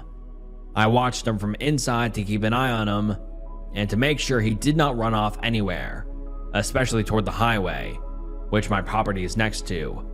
At no point at all did any of his family members come to look for him. He looked through my windows and saw me in the house. He knocked and asked and yelled to come in, to which I responded no. He attempted to open the locked door for a minute or two. Once the police arrived, they asked him some questions which he seemed to ignore or mumble answers to.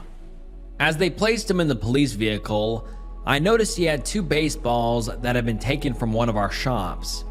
The police noticed too and asked him to please return the baseballs back to me. He said no and asked if he could keep one, to which I said no and had him to give him back. The officer told him it was not okay to go to other people's houses and take things that were not his. I let the police know this was not the first time he came onto my property and let him know he had previously also gone into my house, both when I was home and also when my husband and I were both at work. I made sure to let him know I was very frustrated.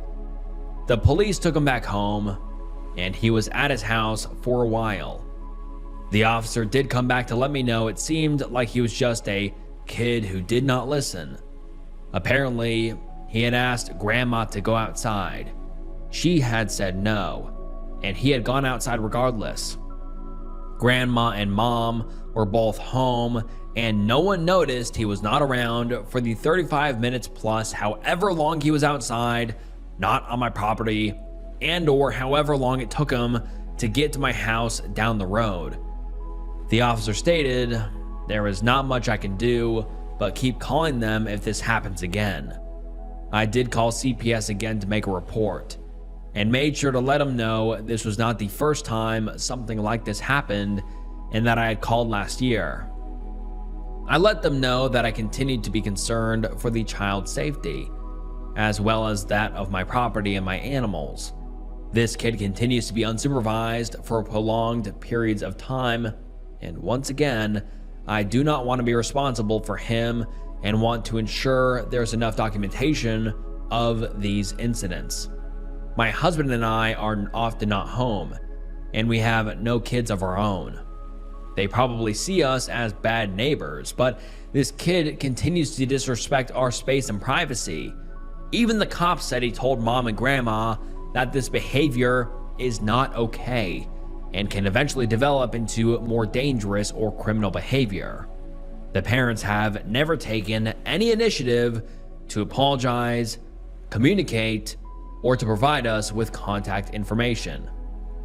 Am I overreacting? Any suggestions? And now let's get into some of the top comments. Someone says, "Not overreacting. I would never go on their property. You have no idea what kind of people they are, and they already are neglecting their child. So don't endanger yourself by going near their house. You have done all you can. Keep calling the sheriff every time. Don't bother calling CPS. They won't do anything." And the OP responds and says, I've had the thought of taking him back home myself, but I just do not feel comfortable since I have been home alone on both occasions, and I have no idea who is at his home. Someone else comments and says, not overreacting. You're doing everything you can. I would continue to call the police and CPS whenever he shows up. His family really is too much. And a commenter replies and says, yes, every time he arrives, call the police, make it their problem and create the paper trail. I don't think continuing to call CPS will help anyone here. The police will report to them now and take that off your shoulders. Also, if this happens again, you should stress to the police that not all of your animals are friendly, and the child could get in trouble. I feel like the parents will only care if that eventually happens. I know wandering and escaping can be habits of neurodivergent children. His parents really need to get an AirTag on him via a bracelet or in his shoes. This is so stressful. I also don't think you walking yourself to their house to talk face to face will help. Reasonable parents would have already come to speak to you and apologize. These aren't reasonable people. And the OP responds and says, I will definitely continue to call the police. If the parents, from the beginning, had provided me their contact information and had taken some sort of accountability, I feel like maybe it could have been dealt with on a more personal level. But they have never taken the initiative or responsibility. And I feel like the only way they will maybe take this seriously is if police continues to be notified. Another commenter says, not overreacting. I understand calling CPS on a kid would feel intense or harsh, but it's so realistic. This kid is not in a good home that can handle his bad behavior effectively. It could escalate and get himself, you, or plenty others hurt. Just keep documenting it and beef up your security however you can. I'm really sorry. This has both got to be frustrating and feel tough to do.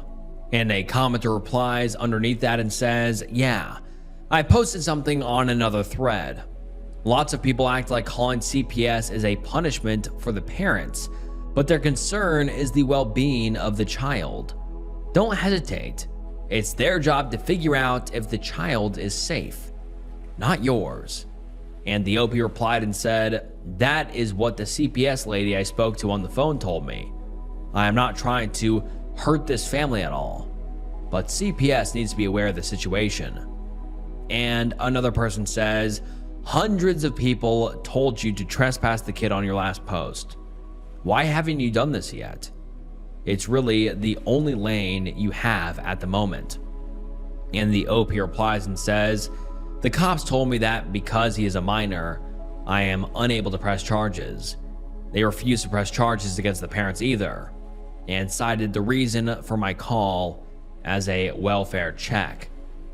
And someone else comments and says, if this is happening in the middle of the day, why isn't he at school? Unless it's summer or a weekend. Seems like a case of neglect that they don't even know he's missing. Please keep calling the police and file a CPS report. Also, document each time he has been on your property without your permission, breaking and entering, trespassing, etc. Keep copies of the videos.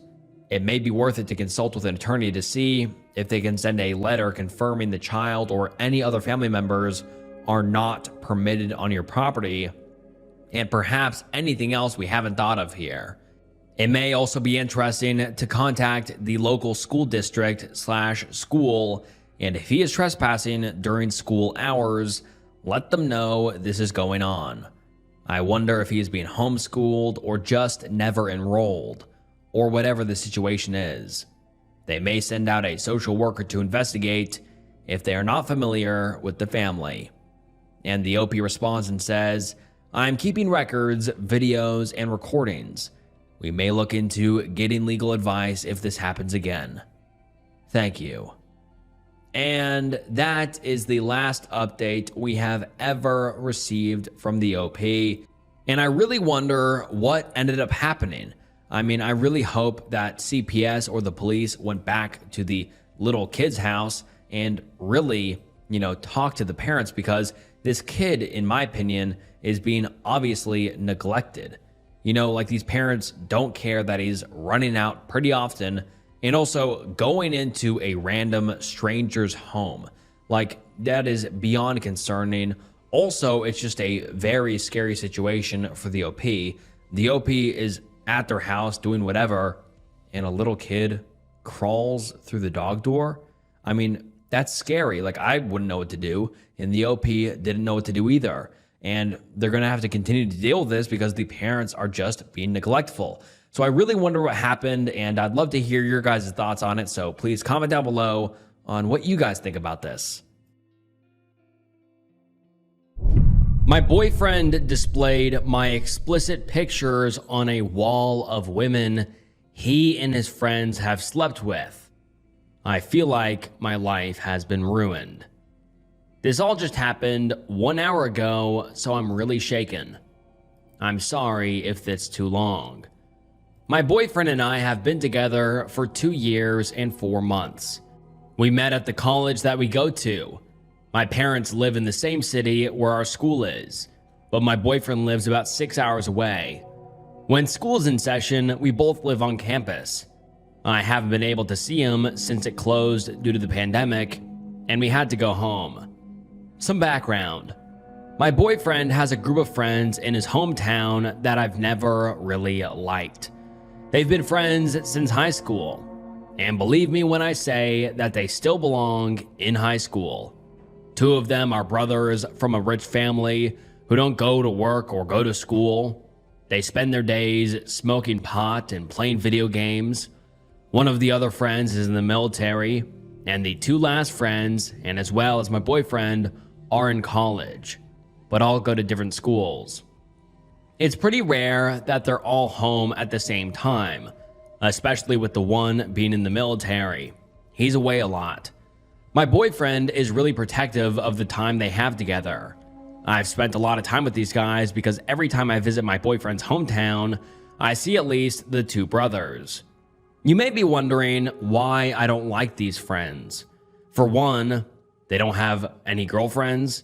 My boyfriend is the only one in the group who has been in a relationship for longer than a few months. They think women are good enough for intimacy and not much else. I'm not putting words in their mouths. One of them literally told me that to my face. I'm very outspoken, so they hate me because I call them out on their BS. It goes without saying that it's basically their mission to convince my boyfriend to dump me. Whenever there's an issue between his friends and I, he just tries to stay out of it. He doesn't stand up for me. I hate who he becomes when he's trying to impress those a-holes. The majority of our arguments have been a result of him allowing his friends to treat me like trash. They've been rude or blatantly ignoring me. My boyfriend is the calmest, sweetest, most wonderful person, or so I thought. I never understood why he kept them around when it was so clear to me that he had outgrown them. It appeared that they had pretty much nothing in common. I see now how alike they are after all. For the record, I knew I should have held him more responsible for his friends. However, it was just too easy to put them out of my mind. They were only ever an issue if they were outwardly rude to me during one of the few weeks per year I hung out with them. The rest of the time, he was a really great boyfriend. I never imagined him hurting me in this way. Now back to the story. The 2 brothers live in a house that's detached from the main one their parents live in. It's where they all usually hang out. I've been there many times. It has its own kitchen and everything. It's literally a smaller house. They also have a basement that I've only seen a couple of times because it's their man cave. I never cared to enter anyway. I had no idea, but apparently down there, all of the friends have this wall that has their names on it and pictures of the women they've each had intimacy with lodged below. Apparently, not all of the pictures are explicit, but There are mostly explicit pictures because they have this sick point system like it's a game, and they get more points if the picture is fully explicit.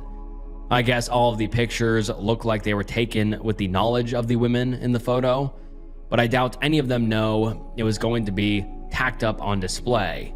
They'd been doing this for years.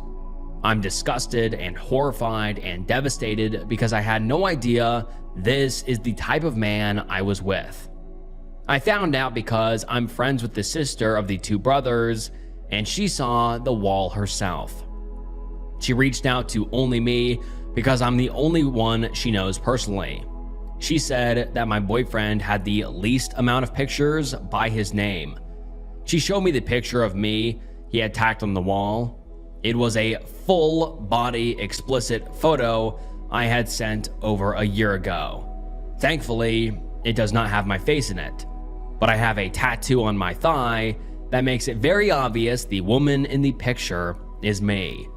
I would never consent to let these guys see my body in that way. I let my boyfriend because I trusted him. I feel shocked, embarrassed, betrayed, violated, objectified, and a little frightened. I called my boyfriend, I admit, in hysterics. It took many attempts before he was able to fully understand what I was saying. He at first denied the existence of this wall.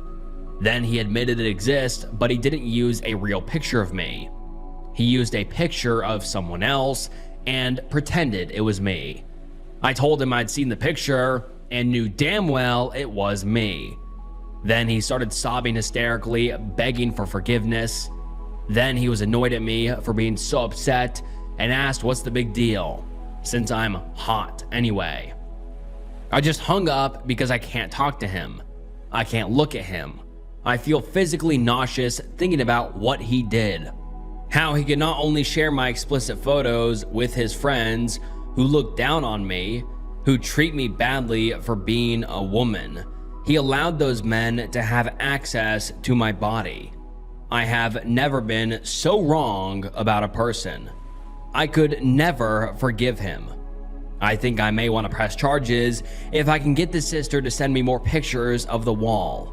But I'm sure my boyfriend has alerted the friends so they could be taking it down as I type this. I'm heartbroken. I don't know how I'm going to tell my family because they're very conservative. They don't even know about my tattoo. I'm so ashamed. I don't know what to do. And now let's get into some of the top comments. Someone says, quote, he at first denied the existence of this wall. Then he admitted it exists, but he didn't use a real picture of me. He used a picture of someone else and pretended it was me. I told him I'd seen the picture and knew damn well it was me. Then he started sobbing hysterically, begging for forgiveness. Then he was annoyed at me for being so upset and asked what's the big deal, since I'm hot anyway, end quote. This is what the commenter was quoting and referring to, and the commenter comments on this quote and says, this part disturbed me more than the rest. The fact that he didn't just fess up straight away, but went through the entire list of excuses shows he has no actual remorse. He may seem like a sweet guy, but he's obviously not. He and his friends are just a group of losers. And the OP replies and says, I can't believe that this is the man I loved. I don't know him. They are all terrible people. Another user says, you should press charges, even if you only have the picture of yourself. And if you haven't already, break up and block this guy's ass, along with all these other guys. I'm so sorry this happened to you. You should take legal action if that's possible.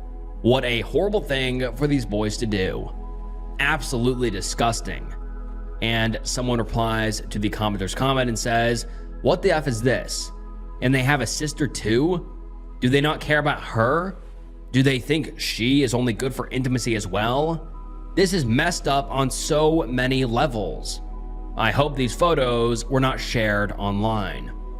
And that's a great point that this commenter just brought up. I mean, these guys have these pictures printed out and posted up on their basement wall, which is just deranged and unhinged as it is and just disgusting. But I mean, that is a real possibility. These disgusting weirdos took a picture and maybe posted it online, which opens up a whole other possible can of worms that would just be horrific.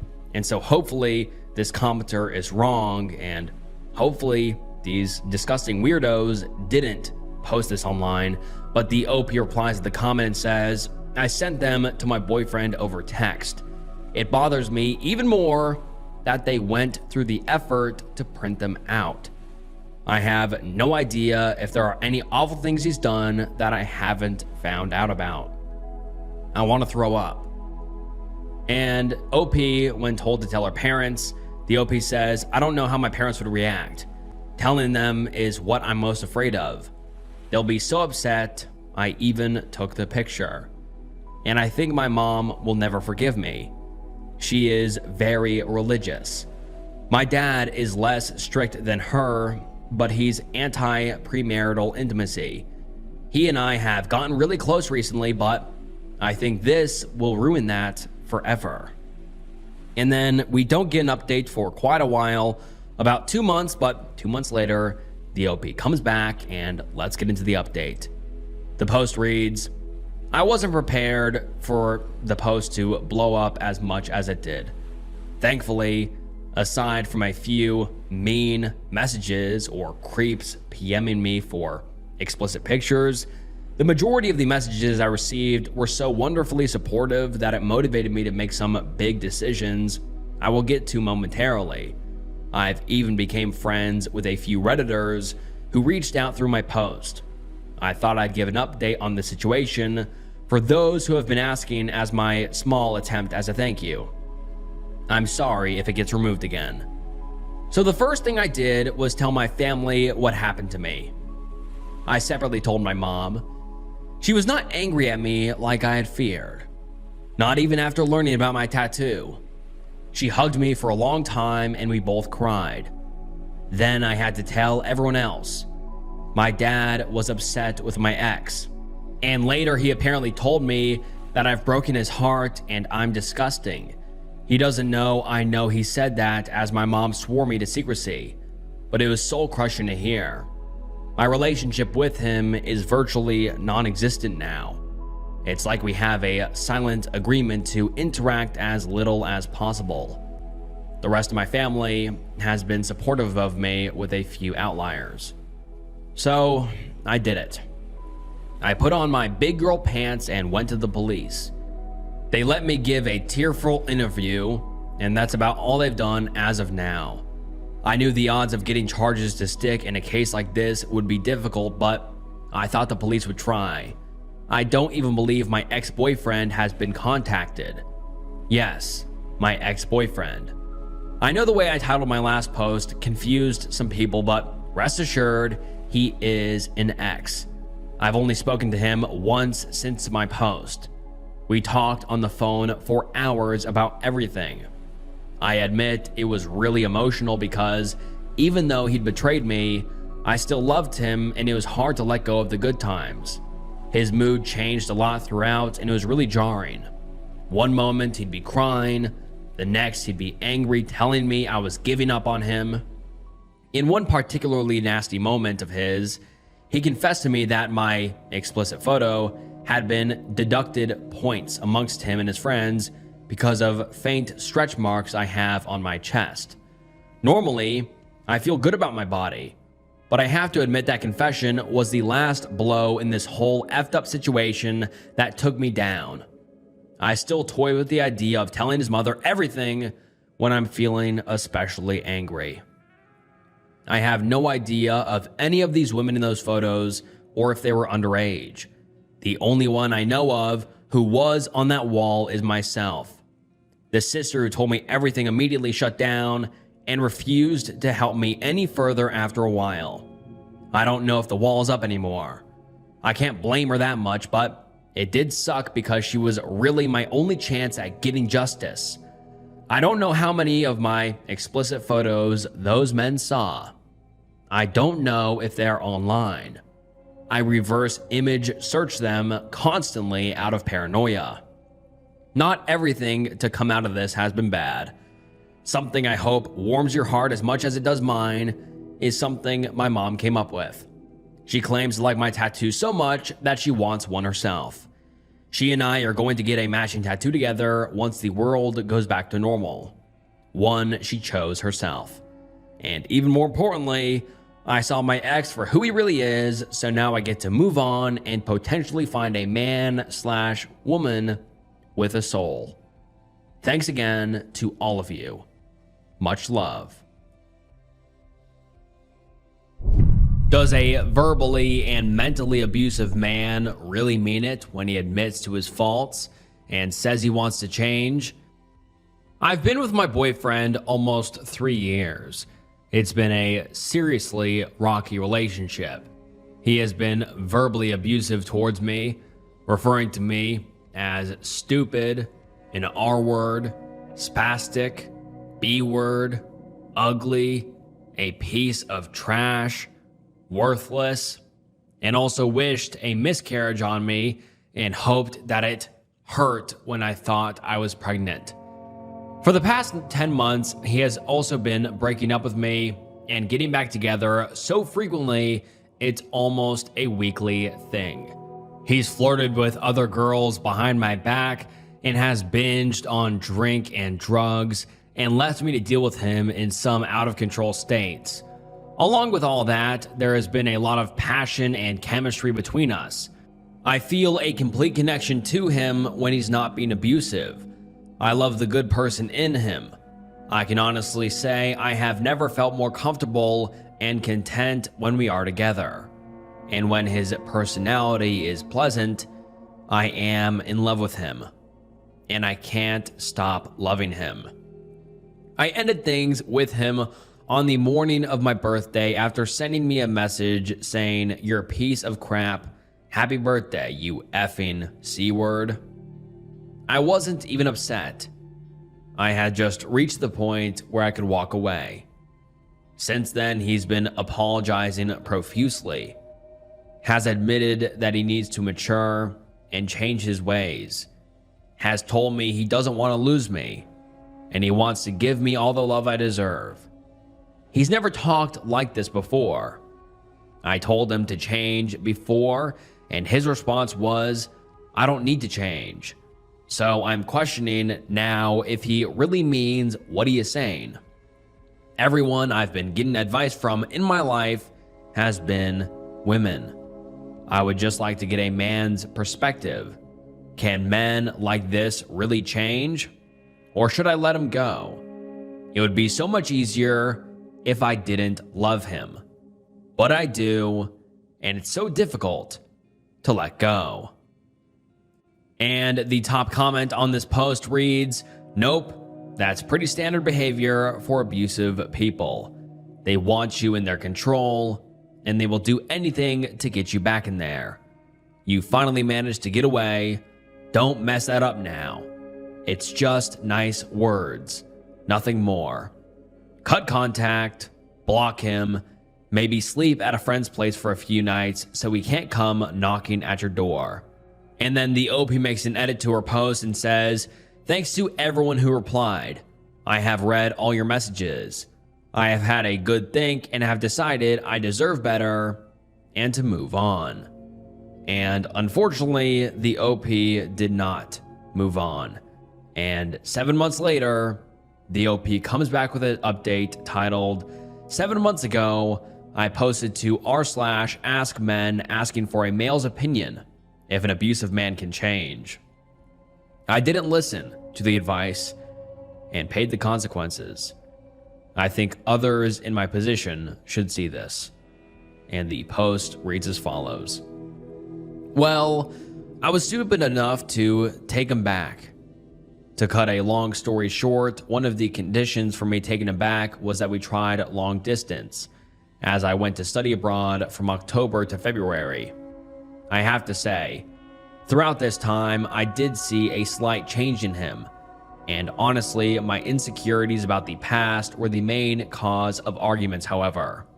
He did still have those abusive tendencies, playing mental games, threatening to have intimacy with other people, breaking up with me every second, etc.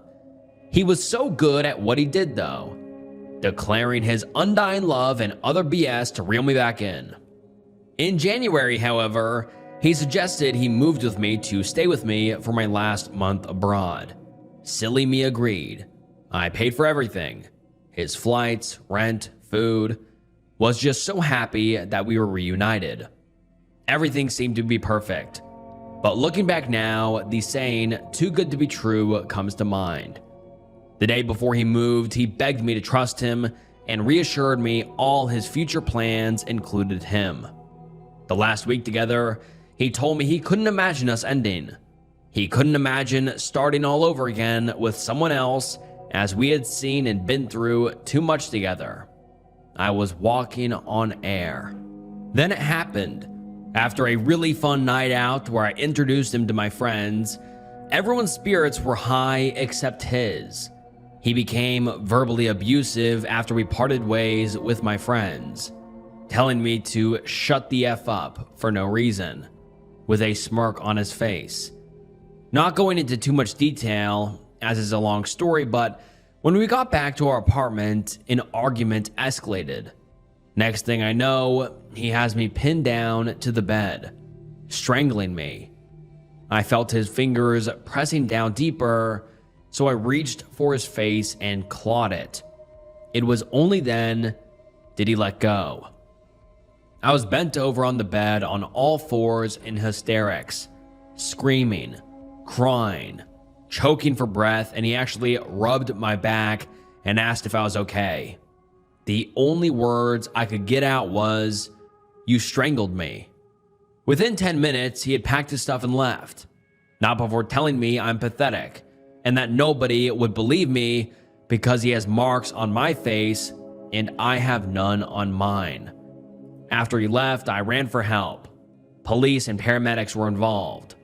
They have pointed out a black eye that I didn't even notice. He obviously hit me before pinning me down. Turns out, he was arrested at the airport trying to leave the country and questioned but was let go and was told to go home.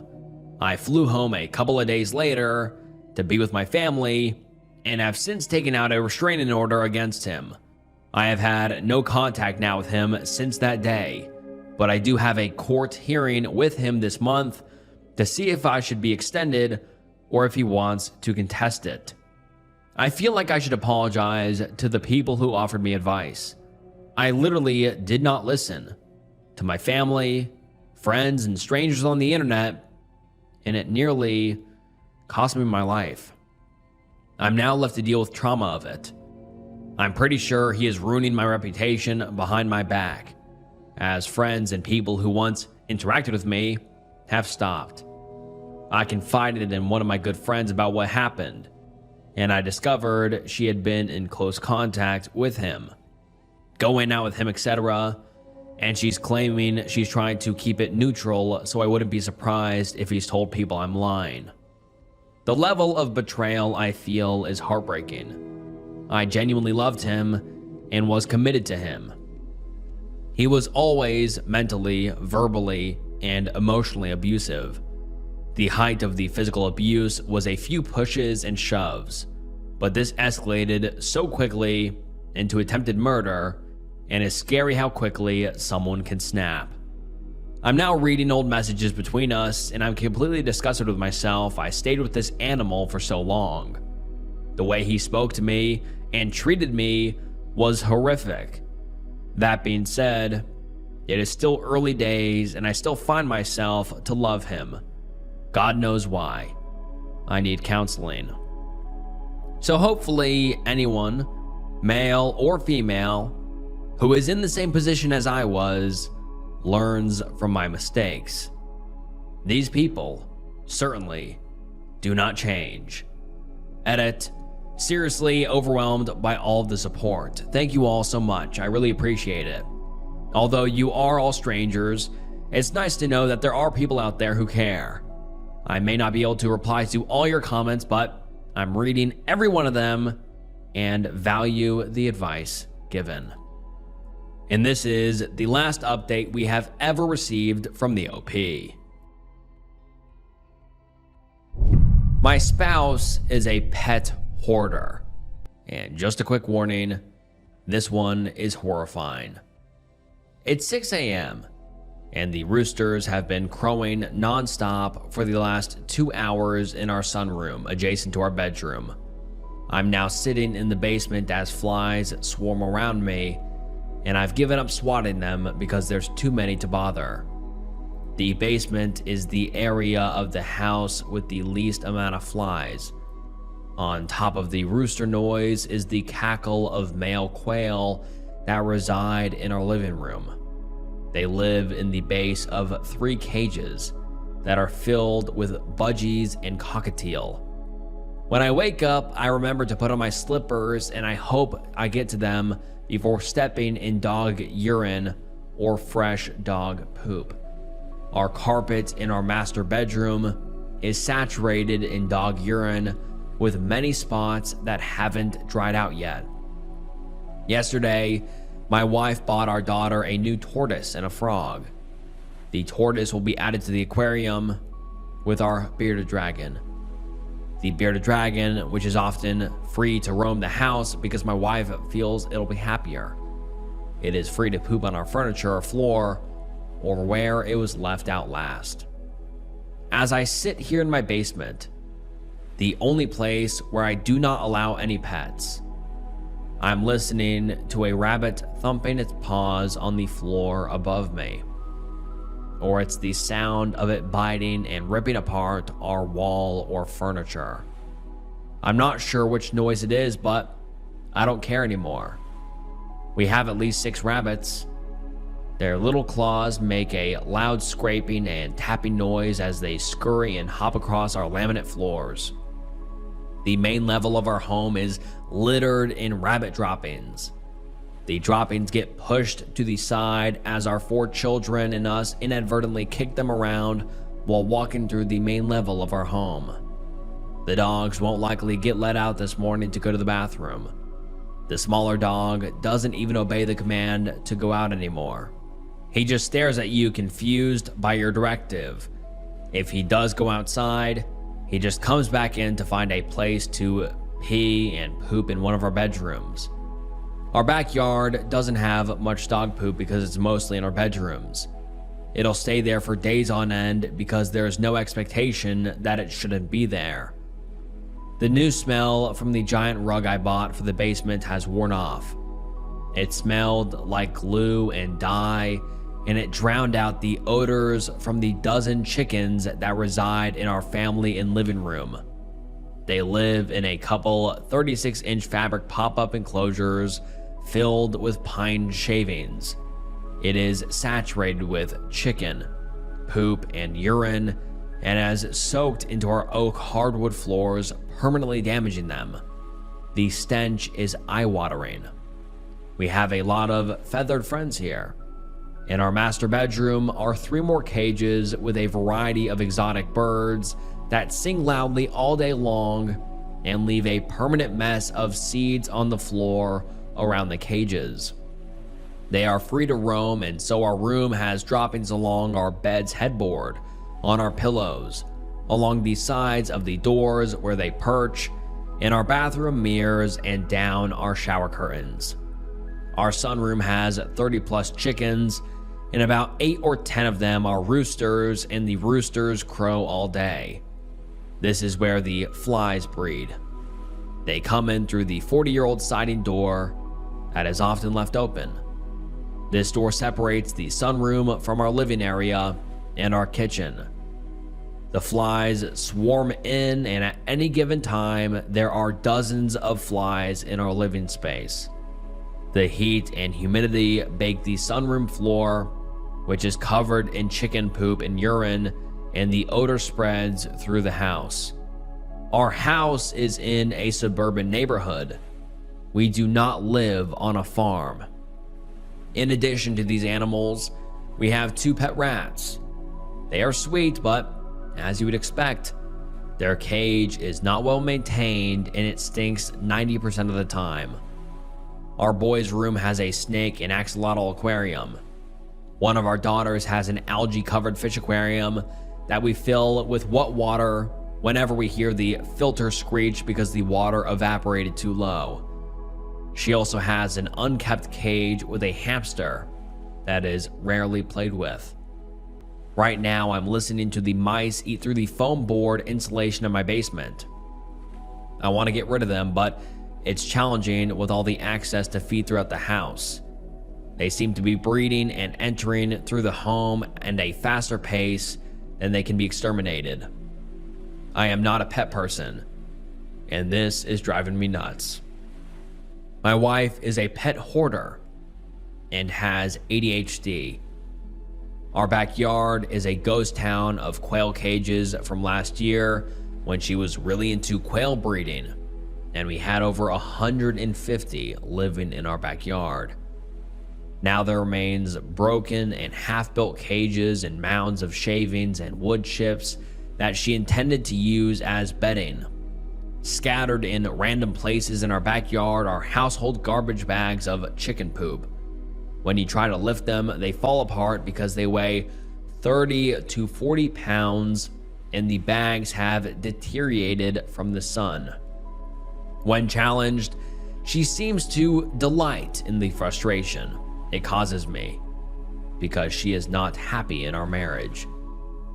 It seems that accumulating animals is bringing her little bits of dopamine with each acquisition. I'm tired of living like this, and I don't know what to do. Our children think this behavior is acceptable, and they often confide at me for not being on board with the animals. They say I'm not a pet person. It's true that I'm actually not a pet person, but what we have going on here is irresponsible, unsanitary, and illegal. This is pet cruelty and normalizing neglect of animals. Edit. People think this is a fake post, but it's real. I'm not uploading pictures for privacy, but it's genuine. I wrote it in this style just to express everything because it's distressing and aggravating, and I haven't expressed it to anyone. I'm seriously asking for advice. It is slipped out of control. The amount of pushback from my wife when I address the problems creates a lot of tension and distresses the children. She just keeps bringing home animals. The last time I threatened to rehome the chickens that she was keeping in the house, she became extremely angry and combative. She rehomed them, but not after a slew of insults and claiming I was being totally unreasonable. Then she just slips back into the same behaviors because she never believed it was a problem in the first place. We've had company come to our house, but no one has called CPS or animal control yet. Seeing all these reactions has me realizing just how bad it is from an outside perspective. And a CPS call is a serious possibility, and that is terrifying. And now let's get into some of the top comments.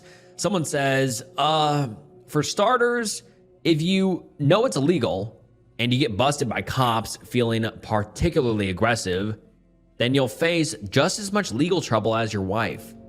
As for your wife, she desperately needs a therapist. Another user says, dude, I grew up in a house like this and it effed up all of the kids. If you care about your children, you would get off your butt and call animal control. Then get everyone in your family therapy. Are you asking for advice or just venting? Because I get the need to vent, but you need to take action now. And the OP replies and says, I'm seriously asking for advice and also venting because it really effing sucks, and I feel trapped as a hostage for the sake of providing sanity for my kids. In what way did I F up everyone if you don't mind sharing? And the person replies and says, my mom was an animal hoarder. Please help your children. Get them out of there.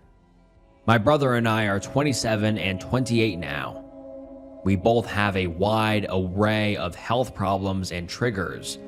My brother can't smell animal waste without feeling violently angry. I feel physically dirty every day from sitting in filth for years, even though my own house is now clean and I have good hygiene. It's like I can't get the smell off me.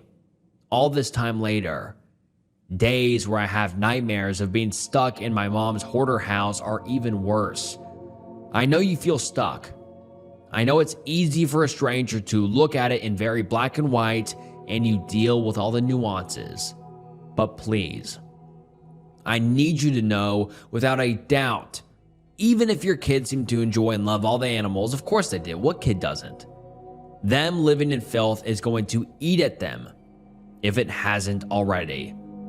Also, from experience, get your kids checked for parasites. And someone else says, this is abuse. It's animal abuse, it's illegal, it's disgusting. There is not anything vaguely okay or even redeemable about this.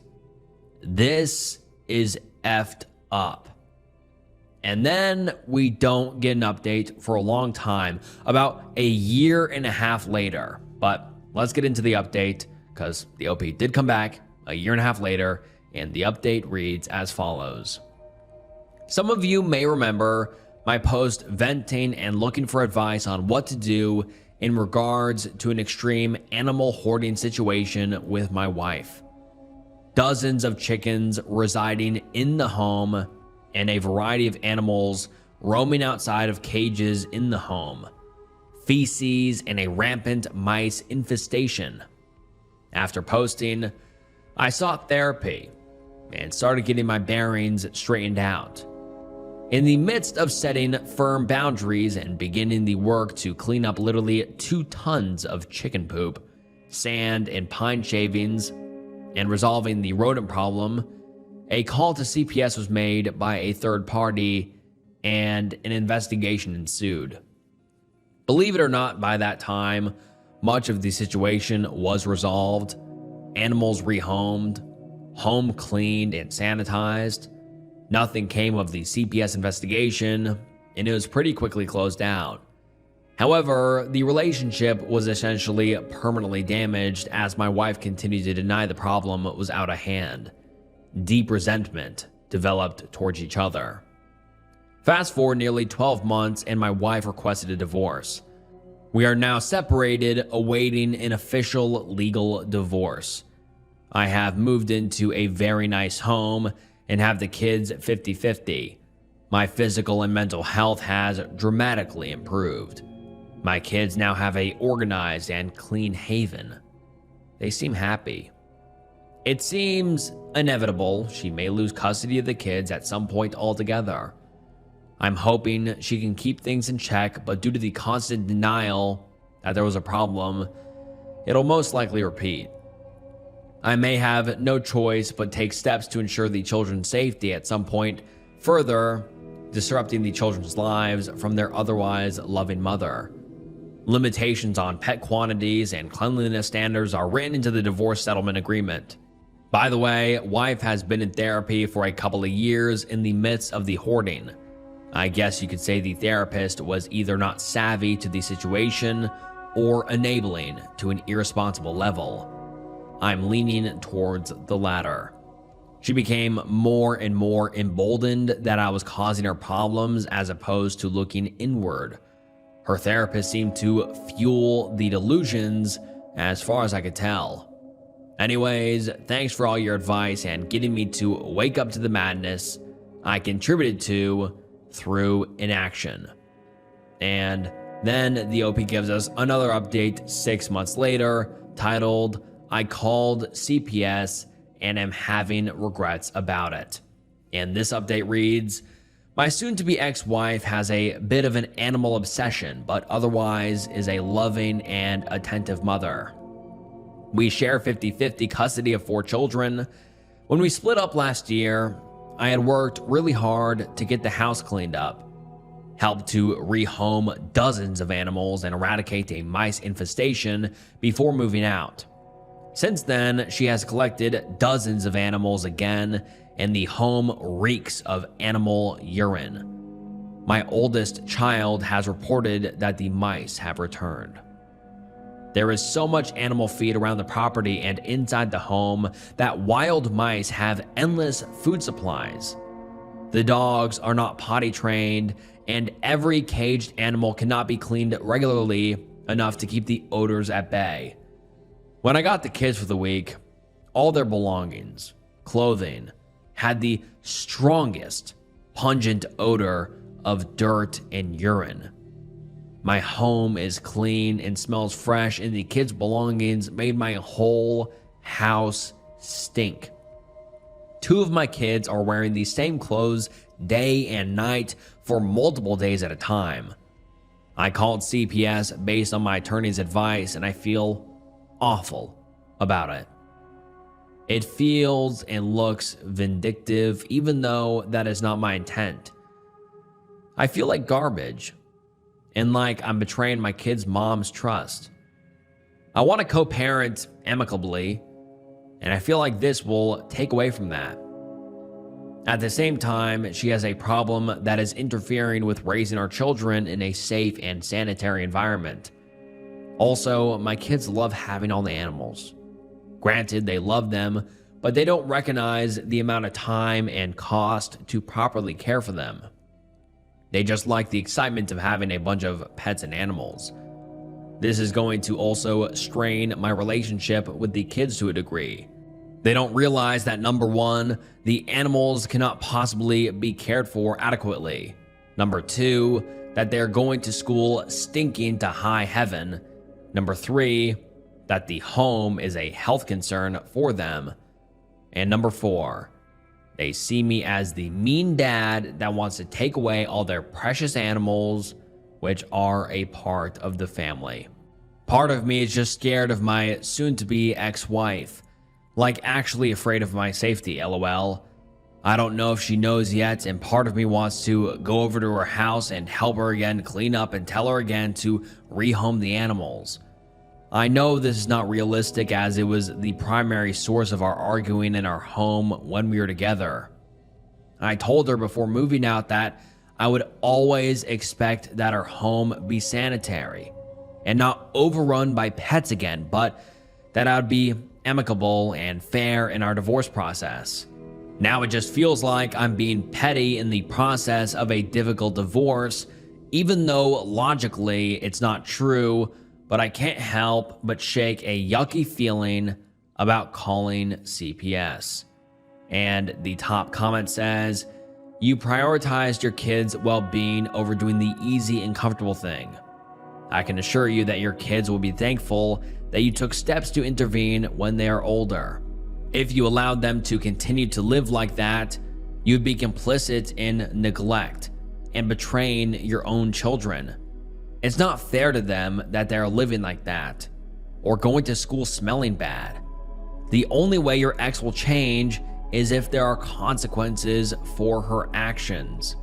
If you go clean up her house, you'll be shielding her from those consequences and enabling her to continue to neglect your children. So while it might feel bad to do the right thing, and it might make life more difficult, it is your responsibility as a parent. I hope that you follow through and do whatever is necessary to protect your kids." And another user says, "Just don't admit to her that you're the one who called. For all she knows, the school called about them stinking. Reports are anonymous. I have had to call CPS on my co-parent too, and it sucks, but you have to do what's best for the kids. I just sat on the stand of court and testified that my ex sends my daughter home stinking while watching him roll his eyes at me. But I got a modified custody arrangement that keeps my daughter from going unbathed during the school week for too long." And then the OP posts another update a day later, and let's get into it. Update. I continued feeling uneasy all day and a bit panicked that before CPS came that she would be able to conceal, hide, or talk her way out of the situation. I started feeling like I would come out looking worse and the kids would not get a clean home out of the call. CPS talked to all of my kids while at school today. My 3 little ones all reported that they are all fine from what I could tell. I did not pry or ask for more details of their conversation, but just generally asked if the interview was okay and how they felt about it. They all seemed fine and like it was just discreet and no big deal. However, my oldest child's visit from the agent was separate as he goes to middle school. He spilled all the beans and complained heavily about the unsanitary conditions in great detail. I did not tell him, warn him, or coach him in any way whatsoever. In fact, I try not to even complain about the home to them, as there is nothing they can do about it, and it would therefore not be helpful. It would only cause them stress. He detailed that he asked his mom to buy a new $10 shirt and she told him no. She doesn't have the money. He then told the CPS agent that 2 days later, he saw her come home with tons of new chickens and animal supplies. Ouch. I'm saddened that he has been living in those conditions. I feel bad that their mom was probably humiliated by that story being retold to her. My son corroborated every complaint. The only reason I know what he told the agent was that their mom called him tonight and was quizzing him on his interview. I overheard everything he said as I was cleaning the kitchen, and he was right there, boldly telling his mom all the things he told the agent. I didn't even know he was interviewed today, as we had a full afternoon of driving to kids' activities and making dinner, rushing to do all the parenting things. Anyway, I am relieved that there was corroboration, and it sounds like this may light a fire under their mom to again make some changes. I feel like this could end up being a regular cycle in the years to come. I hope she hangs out in there, finds the courage to recognize there is a legitimate issue, and works to get better. I haven't been reached out to by CPS yet, but I suspect to get a call soon, and I hope they're able to convince her that changes have to be made. And the top comment says, "You did the right thing. Did you offer to help her before calling?" Many times when it's a breakup, the dad leaves cause behavior, etc. of the partner, but you leave the kids. If it is horrible for you and you leave, why leave the kids? Imagine what kids must be going through at school. Surprised school hasn't reported the situation. And the OP replies and says, "I didn't offer to help clean up. I feel like offering to help clean up would be enabling when what she really needs to happen is finding homes for these animals, and that would be entirely offensive to her. She fought me bitterly when we lived together over her right to keep the animals. I really want to help clean up the house to help her, but I cannot do that if she is not willing to address the core issue." And then we don't get any sort of word from the OP for a long time, but 2 years later, the OP commented on a post that was titled, "My ex's home that we used to share with our kids is really filthy," which concerns someone going through almost the same thing and offers small updates. But then the OP's comment on this is, "This is challenging and I don't have a perfect answer, but I do have experience with the same issue. My kid's mom had dozens of animals, including birds not in cages, that were not potty trained, not properly cared for, nor cleaned up afterwards. When I would pick up my kids, they would be wearing the same clothes as they were dropped off in a week earlier. My entire home would smell like urine just from their belongings they would bring over. It was sad, alarming, and maddening. It left me with no choice but to get authorities involved. The problem is that the co-parent may not see it as a problem, so they may villainize you for raising an alarm. If there is any way to amicably have a conversation about your concerns for your children's health and social well-being, then do it.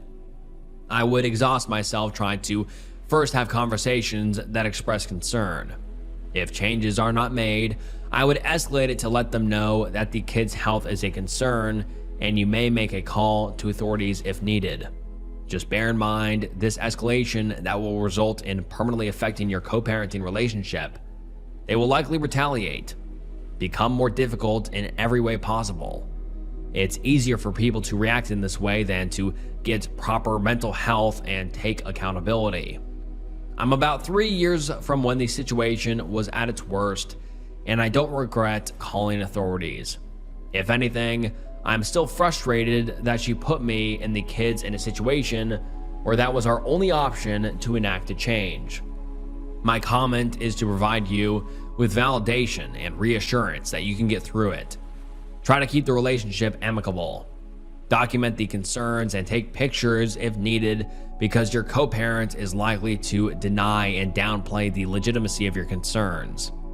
Keep it civil and fact-based, and focus on the kids and not being vindictive towards your co-parent. Best of luck. And the OP adds in the comment and says, we had guidelines regarding quantity of pets and cleanliness standards written in our custody agreement. Neighbors also began calling in to make complaints about the dogs barking. Chickens getting out. Home is in a suburban neighborhood, not a farm. Between visits from CPS and animal control, things have improved.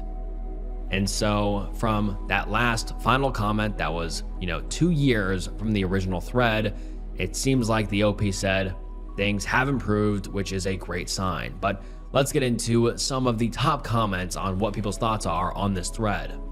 One user says, these poor kids and animals, they deserve better than to live in filth. And someone replies and says, I hope OP found a way to teach them how animals should be cared for, because if he didn't, one or more of them could simply repeat her behavior in adulthood. I'd personally make them volunteer at a local animal shelter for a year, and then have them pick out a pet together and be properly responsible for it. And someone else says, I am an adult who grew up in a pet hoarder house. I remember reading the first post and showing my friends to explain this was a little worse than my house, but it was the first post I've ever seen that could describe how awful it was. We had tons of animals. They would rotate out and in because my mother had zero attachment to them and always wanted another animal. We had like 8 outdoor cats, 10 plus dogs at all times, multiple birds, rats, ferrets, and other caged animals, lizards, ducks. We did not have a farm. We lived in a regular suburb. We couldn't play in the yard because she didn't pick up dog poop. Our house smelled awful and was super dirty. Things were broken and chewed up. I didn't mind it as a kid. I loved some of the animals, but at some point she'd get rid of them because they were bad to get something else. But as I got older, I was too embarrassed by the state of our house to have friends over.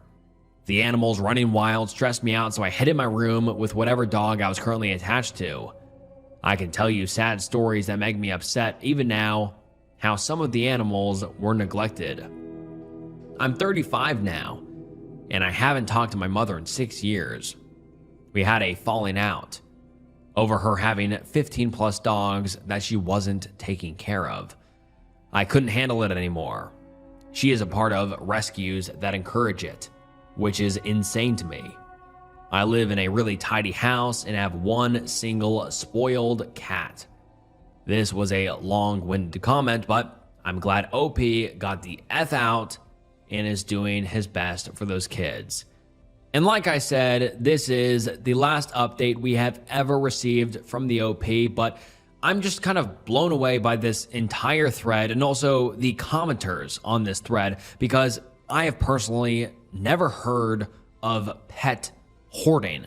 I have, of course, heard of hoarding where people, just get a bunch of stuff or junk and keep it up in their house, don't want to throw it away. It creates a unsafe, unsanitary, and just gross living conditions. But I've never heard of pet hoarding, where these people have just tons and tons and tons of animals just living in their house, basically just like a zoo, and just pooping and peeing everywhere. And I've just never heard of pet hoarding before. Obviously, it's probably some sort of mental illness, but I just find that concept so interesting and unique because like I've just never heard of it before. But it truly is sad, and I hope that the OP's ex-wife got the help she needs, because she obviously needs a lot of help.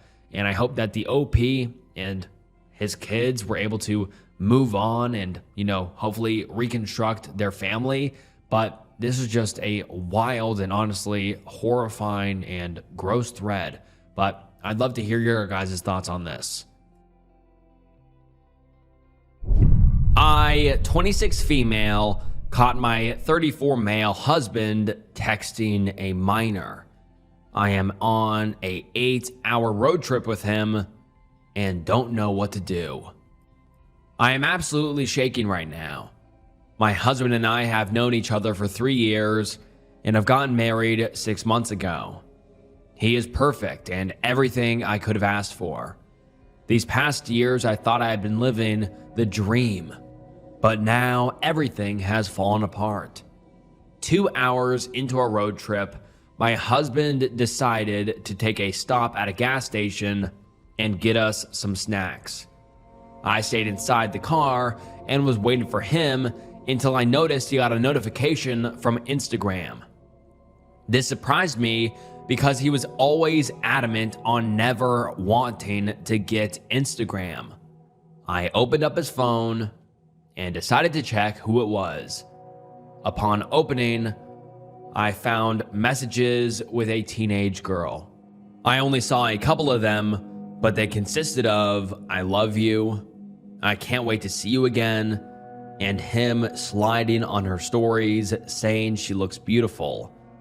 I clicked on her profile and it was obvious she was a teenager, around mid-teenage years.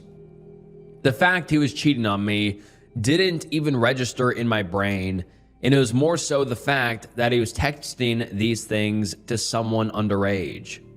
I did not have the chance to look further because he came back within 10 minutes. I don't know what to do. I am terrified, betrayed, and disgusted. I am stuck with him for 6 more hours, and he is noticing I am acting weird. I don't want to confront him on the road, and I feel like these hours are driving me crazy. I need to vent and need some support or something. Edit. I want to thank everyone for the replies and support. I have been faking sick just to get him off my back, as to why I'm not holding his hand or be affectionate with him. I know I should go along with it and pretend for my sake, but I physically can't bring myself to. I'm going to try to take a nap as we have about 4 hours left to go. Truly taking everyone's advice to heart, and thank you for everyone taking your time. I just need to rest my brain before I do something I regret.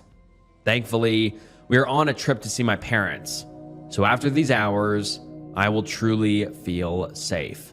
And now let's get into some of the top comments. Someone says, he's going to figure out. You guys have her going in like Tom Cruise from Mission Impossible to screenshot his phone and text or email them to herself and erase the text all before he came back. She's going to be sweating bullets, and he is going to put the 2 and 2 together, especially when he sees his messages from this girl are already read, even though he didn't read them. He's probably already on to her knowing. Doubt she will get any more alone time with that phone. Another user says, when you get the phone again, screenshot as much as you can and text it to yourself. Delete the screenshots as well as the deleted images in the Photos app and the text. Compile this and email Instagram support. Tell them everything you know about him, including / make and model of phone and where he would be logging in from geographically. They should be able to take it from there. They have teams internally that will make the authorities are involved. These actions are criminal. I'm sorry you are going through this. P.S. It is probably safer to make a plan to leave ASAP and don't confront him directly. Source, I used to work at a social network as a moderator, and we had a process that fast-tracked these kind of things to a team that worked with the authorities. ETA, at the very least, get his username and get the girl's username.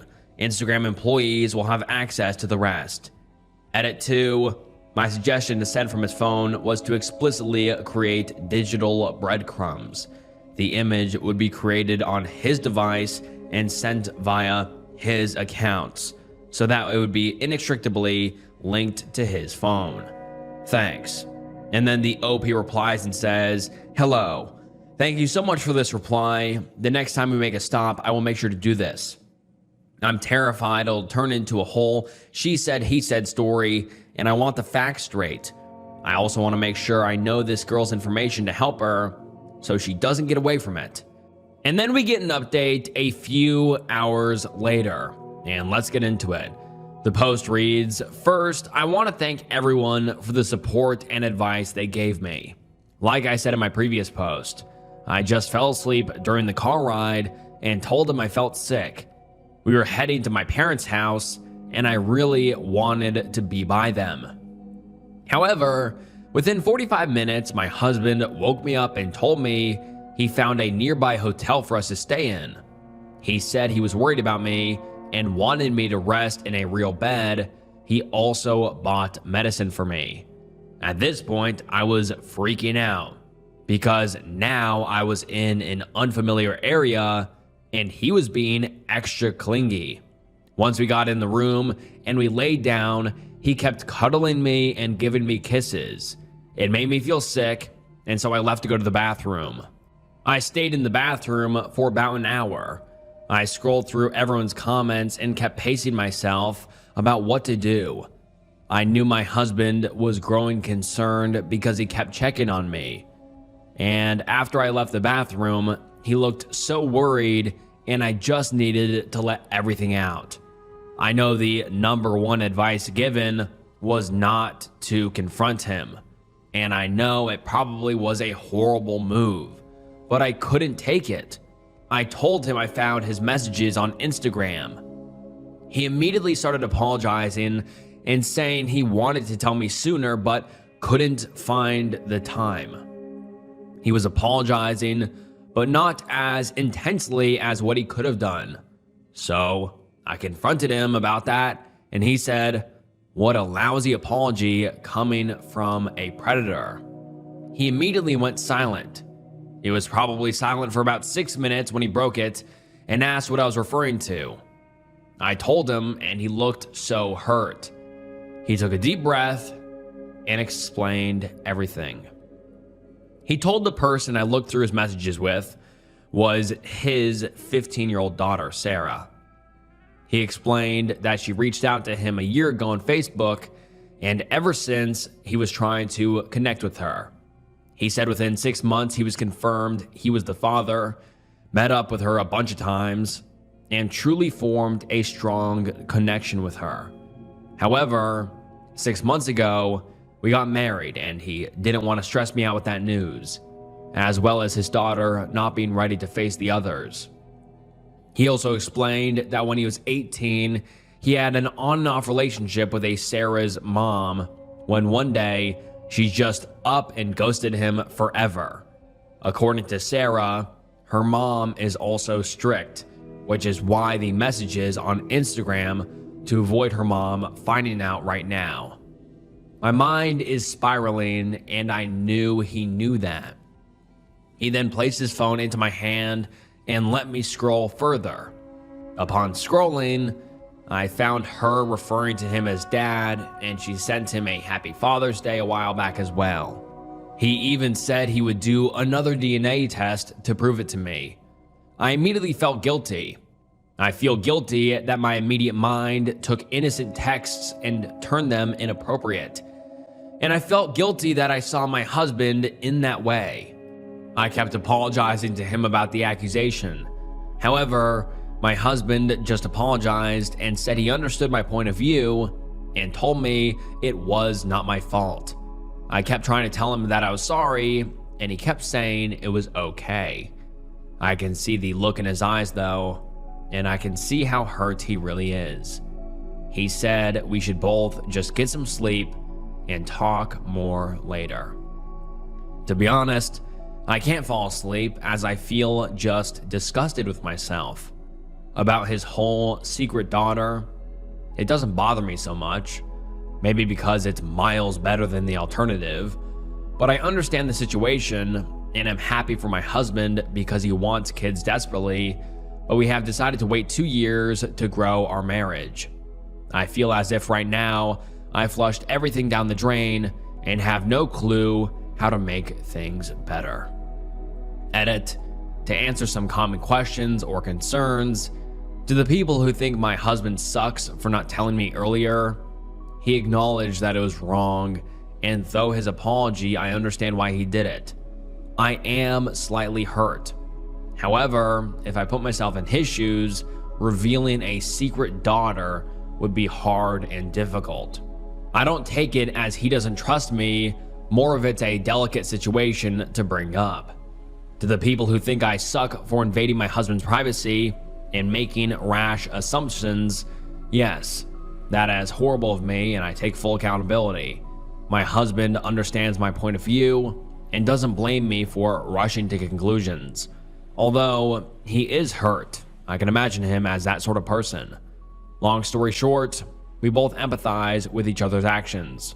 Yes, we are both hurt, but understand why the course of events played out this way. Thank you to all the comments, and I don't know what kind of proof I can give, LOL. Am I the asshole for supposedly labeling my sister's boyfriend a perv? Hey everyone, I kind of feel conflicted about this, and I really need advice on this because so far it seems like I overreacted. I, 37 female, have a daughter, Leah, fake name. Leah wanted to go sleep over at her aunt's house, who is my younger sister. Her cousin, who's slightly older, who is my brother's child, was going to be there, so I guess cousin bonding time. My sister is considered the fun aunt, so I agreed, and Friday morning we dropped Leah off. The same day at around 11 p.m., Leah calls and tells me she wants to come home. I asked her why, and she explained that my sister's boyfriend was there and she just feels a little uncomfortable. I asked and made sure everything is okay, and that nothing provoked her to ask me to pick her up, then convinced her to at least sleep for the night, then we will pick her up in the morning. She calls again after what I think is 45 minutes and says she wants to come home, and she will only sleep at home. I got ready and drove 30 minutes to get her, and when I got there, I found my sister was pissed. To cut the long story short, she thinks that I think her boyfriend is a creep and a perv, and that I do not trust him around my daughter. She thinks I'm being too overprotective, and Leah would have adjusted if I left it alone. She said kids do this with new people, and I made it a big deal. Since then, things have been sour. My sister says to fix things, I should apologize to her man because he feels like I do not trust him. I asked my husband, Jason, 40 male, for his input, and he says he understands where my sister and her boyfriend are coming from. He said, as a man, even he would feel some type of way if a child called her mom twice to come get her because he is present in the house. He advised me to apologize to them and try to get Leah used to the boyfriend being around. All I did was peacefully get Leah. No accusations were made towards my sister's man, and I have never said I do not like him or think of him as a perv. I don't understand why all of this became an issue. My husband thinks Leah should just try to adjust because her cousin was okay at the sleepover and didn't complain. I feel conflicted. It's not that I think I was wrong, but I also don't think I was right. I just need to know if I was dramatic by getting her. I also want to hear from the men if this would offend them and if I should apologize. I feel bad about all of this. And now let's get into some of the top comments. One commenter says, not the asshole. Listen to your kids. Did you ever ask what he did to make her uncomfortable? Regardless, you do not need to apologize for listening to and respecting your daughter's concerns. That's called being a good parent. And the OP replies and says she didn't really explain. All she keeps saying is that she was uncomfortable. Another commenter says, did your daughter know that the boyfriend was going to be there? Was he staying the night? If any of this was a surprise to her, then the evening wasn't going to go the way she thought it was. Either way, not the asshole. I would have done the same thing. And the OP replies and says, no, my daughter did not know he would be there. Yes, he was spending the night. And someone else says, not the asshole. I don't care if he's Nelson effing Mandela. If your kid says she feels unsafe, that is all that matters. And she should not be taught that she should get used to being uncomfortable and just deal with it. Your husband sucks. If I, as a kid, told my parents a grown man was making me uncomfortable, my father would at the very least tell that man he wasn't allowed near me. Your husband choosing the concept of false accusations of men to ignore someone who's making your daughter that upset, it's disgusting. And the OP replied and said, I am a bit disappointed. I won't lie.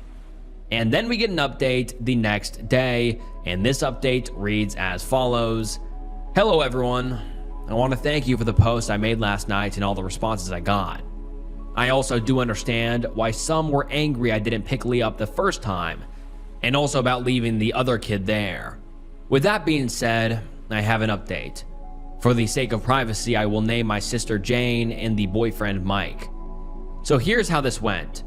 I called Leah to talk to her dad and I.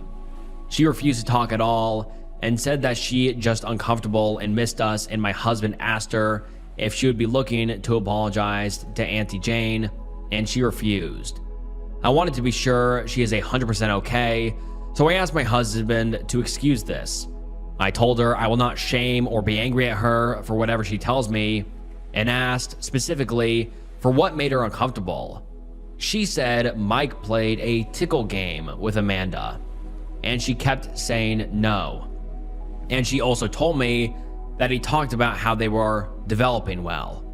He also did the same tickling game with Leah, and when she told Jane she doesn't like being tickled, Jane said it's just having fun. That's when she called the first time.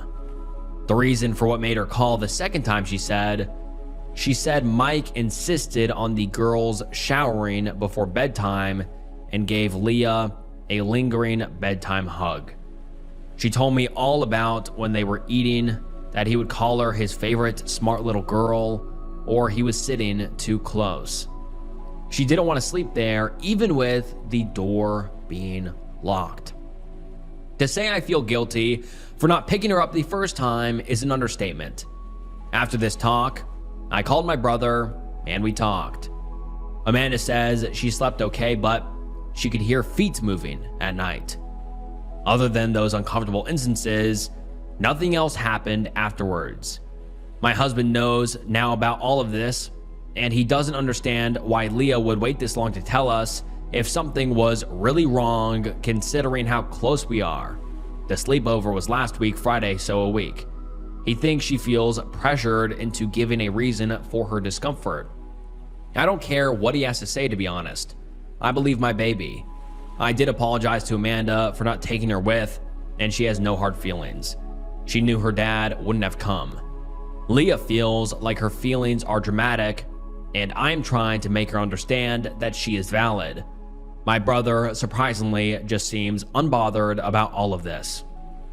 With that being said, the only sleepovers that will take place will be in our home. I thank you all for the advice. I don't know when I will talk to Jane, or if I even want anything to do with her. And now let's get into some of the top comments. Someone says, your husband needs to read these comments and take very seriously his daughter's very legitimate concerns. He needs to understand that his reaction and dismissiveness is exactly why she didn't tell you right away.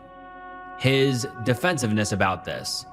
His first reaction was how he'd feel if this happened to him, not how his child is actually feeling. That's awful. He's prioritizing his feelings as a grown male adult over a young girl's feelings who is very vulnerable. Girls are their most vulnerable to abuse when at sleepovers. Your daughter did the brave thing, asking to come home twice. She was being preyed on by your sister's boyfriend. He was manipulating those girls with that behavior. And your husband's dismissiveness is proving to your daughter that her father won't protect her.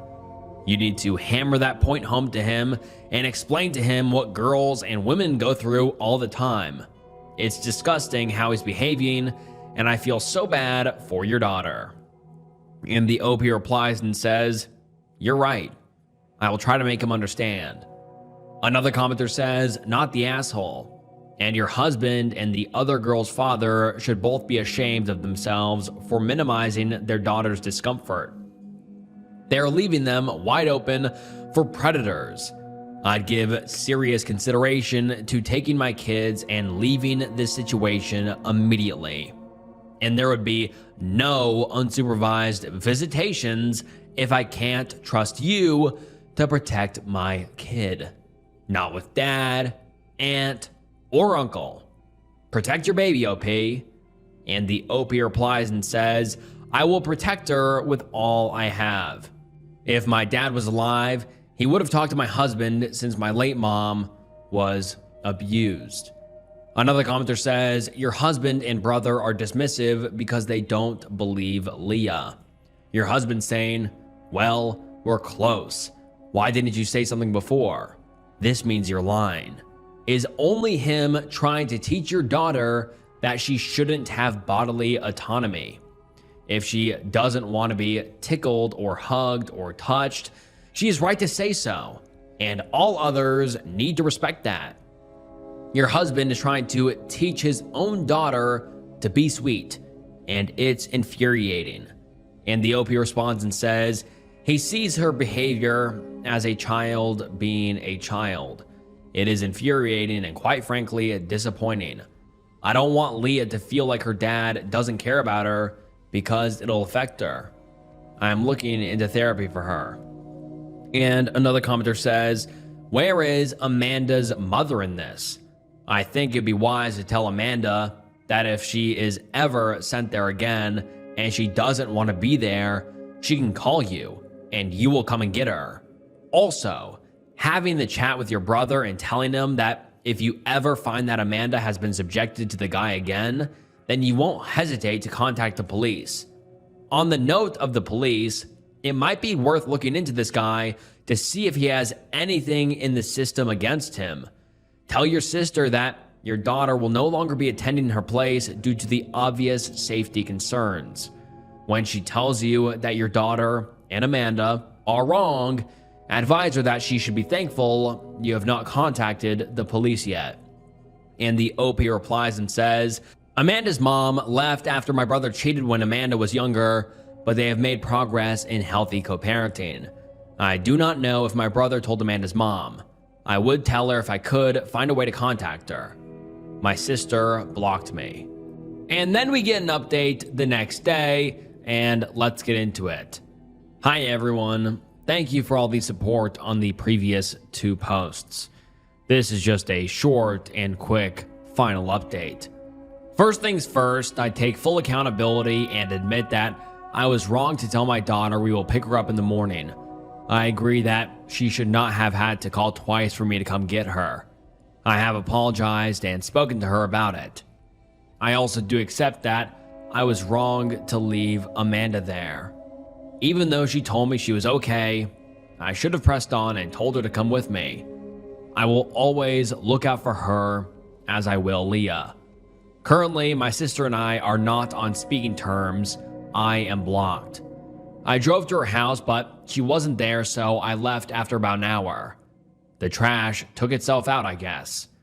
My husband and I are also not on speaking terms. He has not talked to me since I showed him the last 2 posts and the comments. Leah thinks her dad thinks she was wrong, and I had to assure her countless times that she was doing the right thing. He thinks we made drama up over the matter that could have been solved over lunch. He still thinks Mike was just being friendly. I want to file a report, but I do know if the reasons are credible enough to, but I'm looking into it. I do want to look into separation. I cannot stay with someone who go and dismisses our daughter's emotions. She has been feeling so guilty and apologized to him multiple times. So I have to do what is best for her. Amanda's mom told me he will talk to my brother. I do not know how that went. I will ask her later. I do not understand how a phone call and me picking my daughter up caused such a ruckus. My husband does not like Reddit advice, and to be frank, he was quite offended I posted. I just don't get what this man's problem is. I really don't get it. The way he dismisses Leah because he feels like nothing major happened, so it's an overreaction. Either way, it's just disappointing. Anyways, I appreciate all the advice and correction from you all. And now let's get into some of the top comments. Someone says, I appreciate you thinking of separation. Your daughter did the right thing, and I'm suspicious why your husband isn't furious at a grown man being that way with your own child. I hope your daughter doesn't internalize his reaction. I would talk to a therapist to figure out how to handle if you guys need to separate so she is okay. And another commenter says, my recommendation, get online and do some background research on this guy. He may have a criminal history that you want to know about. And it may be that knowing about it will protect your niece too. Your sister, well, you said it. The trash took itself out. Your husband, people like him are why girls are afraid they won't be believed.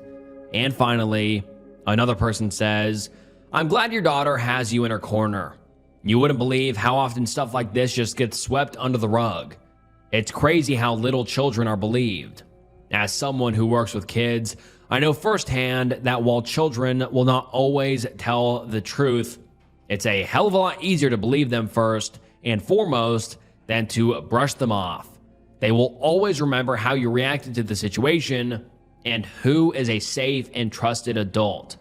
Wishing you and your daughter the best, OP. And that is the last update we have ever received from the OP. My 30 female husband, who is 33 male, of 8 years, died 2 months ago, and I just found out he had been cheating for the past 2 years. First, I apologize for my English mistakes. It's not my first language. I lost my husband and my sister-in-law in a car accident about 2 months ago. We had been together for 8 years, married for 6. He was the light of my life, and someone I was extremely excited to spend the rest of my life with. We were compatible on so many parts. The intimate life was amazing, even after 8 years, and I still got all giggly just by thinking about him. I think I've coped with his death quite well. The first month was just a big shutdown. I didn't leave the house. I hardly ate, and all my time was just spent looking at our wedding video over and over again. Luckily, I have a great boss who understands and without hesitation gave me a 4-month leave. In November, I pushed myself to get out of my bubble. I've tried to keep busy to get back to my everyday life. I've cleaned the house, had people over for dinners, gone out for lunches, and tried to be a good support for my husband's family, who lost 2 precious family members in 1 day. We are all devastated, but we cried out together, and I feel we've become even closer by being there for each other. So as I've been feeling better, I decided to slowly look over my husband's stuff to see if there's anything to throw out and put everything in boxes until I can manage to go through it all without crying. That's when I decided to access his computer to look for any important mails or such. So I check his mail and also logged onto his Facebook account, and except for over 100 goodbye messages on his wall, there were 3 private messages. And one was from this woman whose name I've heard him mention a long time ago as a childhood friend. I was so disgusted by their conversation, filled with clear evidence that he had been cheating on me.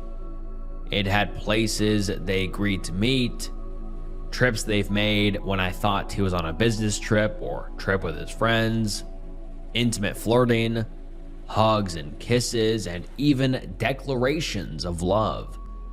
When checking his phone, there were no messages, but the last phone call was from her. Having to confirm, I called his closest friend and asked about the trips.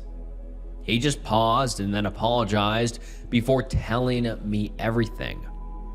Apparently, he had a crush on her in middle school and awoke old feelings when she flirted with him at a reunion 2 years ago.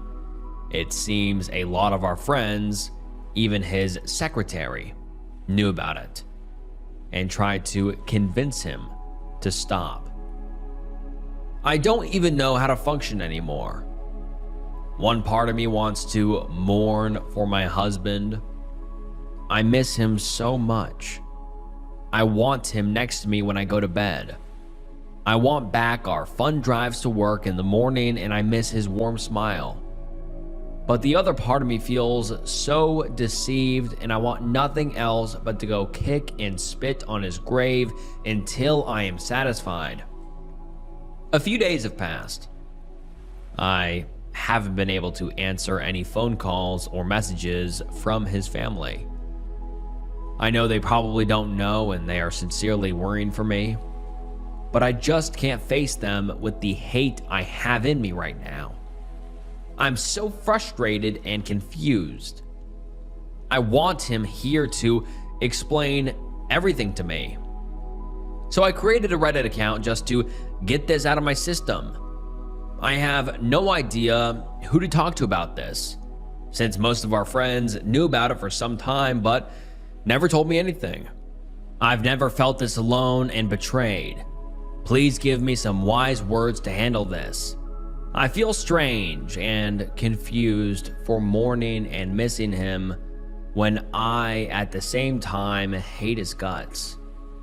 How do I face his family? Should I tell them? We just had a private funeral, and in 1 month we're having an open reception for everyone to come and pay their respects. Now I'm worried she might come. I know it's open for the public, but I really don't want to meet her. Should I try and prevent it, or just skip the reception myself? Edit. Oh gosh, thank you everyone from the bottom of my heart for taking the time to give me advice in a difficult situation. It helps me so much just to know that you all spend some time of your life comforting me and giving me advice. I will spend my afternoon reading through everything, and maybe in 1 or 2 weeks I'll post an update if I've decided what to do with the situation. A lot of people pointed out that I need counseling, and I've already booked 2 appointments this coming week. So I'm on it and feel very positive towards it. Once again, thank you. And now let's get into some of the top comments. One user says, I think you should be honest with his family. Not completely honest about all the details, but something like, I was going through his email and found something I wish I didn't. I still love him and am still grieving, but it's added some other feelings to my grief and I will need to process it alone for a while. I hope you understand. They need to know that you haven't abandoned him randomly and that you will come back to them when you can. They've lost a son and daughter already. They shouldn't have to lose their daughter-in-law as well. Don't stay in touch with any of your friends who knew. One day, you may forgive them. Today is not that day. When you were at the service, be civil to them, but don't have any conversations or discussions. If they try talking to you, just walk away. You are the grieving widow. there's a lot you can do to break the usual rules of politeness. Get one of the friends to tell her not to dare to show up. If she does, get the funeral director to kick her out. She has no role there, but you do. Don't skip it because of this. You will regret it. And definitely look for grief counseling. You have way more to handle right now than any one person can. And at the same time, you can't turn to a lot of your usual support systems. You need outside help. Please get it. Do not contact her yourself. Do not contact her husband if she has one. She's just not worth it. This is about you coming to terms with two losses at the same time. It's about your husband. She has no role to play here. And another user says, death is not an excuse for the life someone lived, and dying does not martyrize them into someone who cannot be criticized. And the OP replies and says, these are some really wise words. I will keep them in mind. Thank you.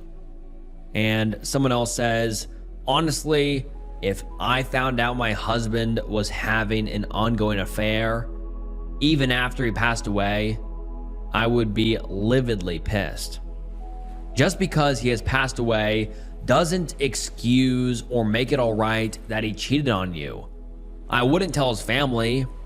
It's none of their business that he had an affair, it's yours. I would question your friends as well for not telling you.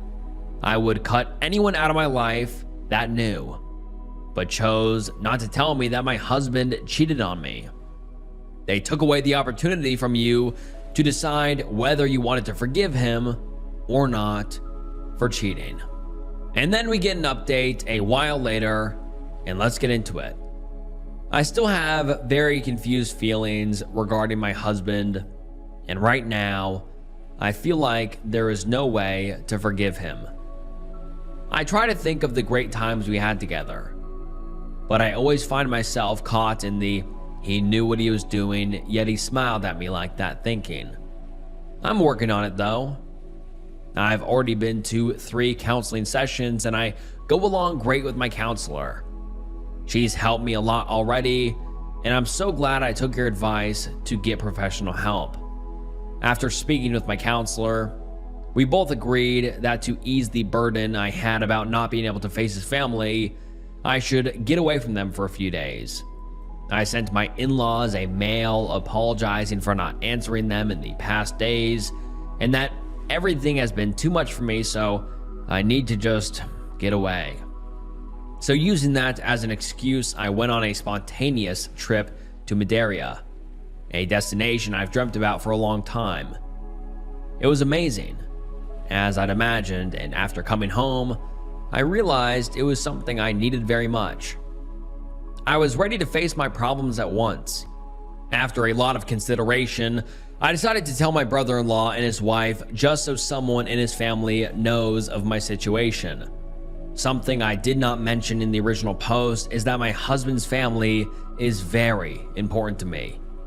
I only have my big brother after dropping contact with our parents, so his family has always been more like a real family to me than a in-laws family. So that makes me even more worried to tell them, because I'm afraid it would put some distance between us. But at the same time, I don't have the energy to fake myself through the funeral reception for my husband as if I have the same feelings for love for him as I've always had. Because I don't. This way, my brother-in-law can take me away, or at least have some explanation if I were to lose it at a future meeting with the family.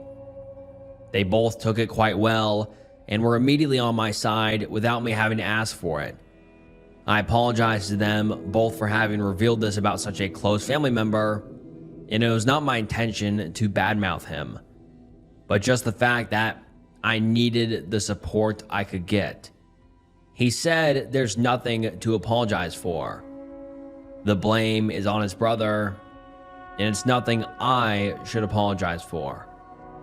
My brother-in-law is like a big bear and probably the nicest person I know.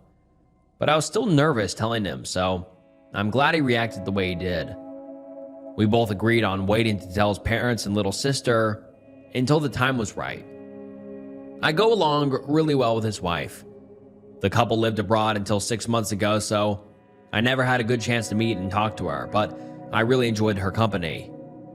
Yesterday, we went for a shopping trip and dinner, and it's been a long time since I forgot about time and just enjoyed myself. So, about the other woman. I don't have the strength to face or even talk to her, so I decided to entrust her to his closest friend, the one who told me about her. Let's call him Alex. Though it was a little awkward. I told him he owed me this for having kept quiet about it for so long, even though I considered him a friend. He agreed and apologized sincerely.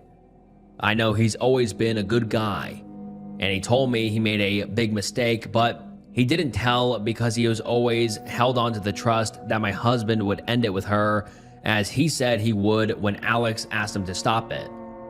I'm still very angry, but he's the only one I can trust to make sure she's not there. And my worries were right, because she didn't take the phone call from Alex well. I sat along with him from the phone call, and we had her on the speaker, and during the whole time I was furious. He didn't tell her I knew at first, and she seriously had planned to be there at the reception right in front of me.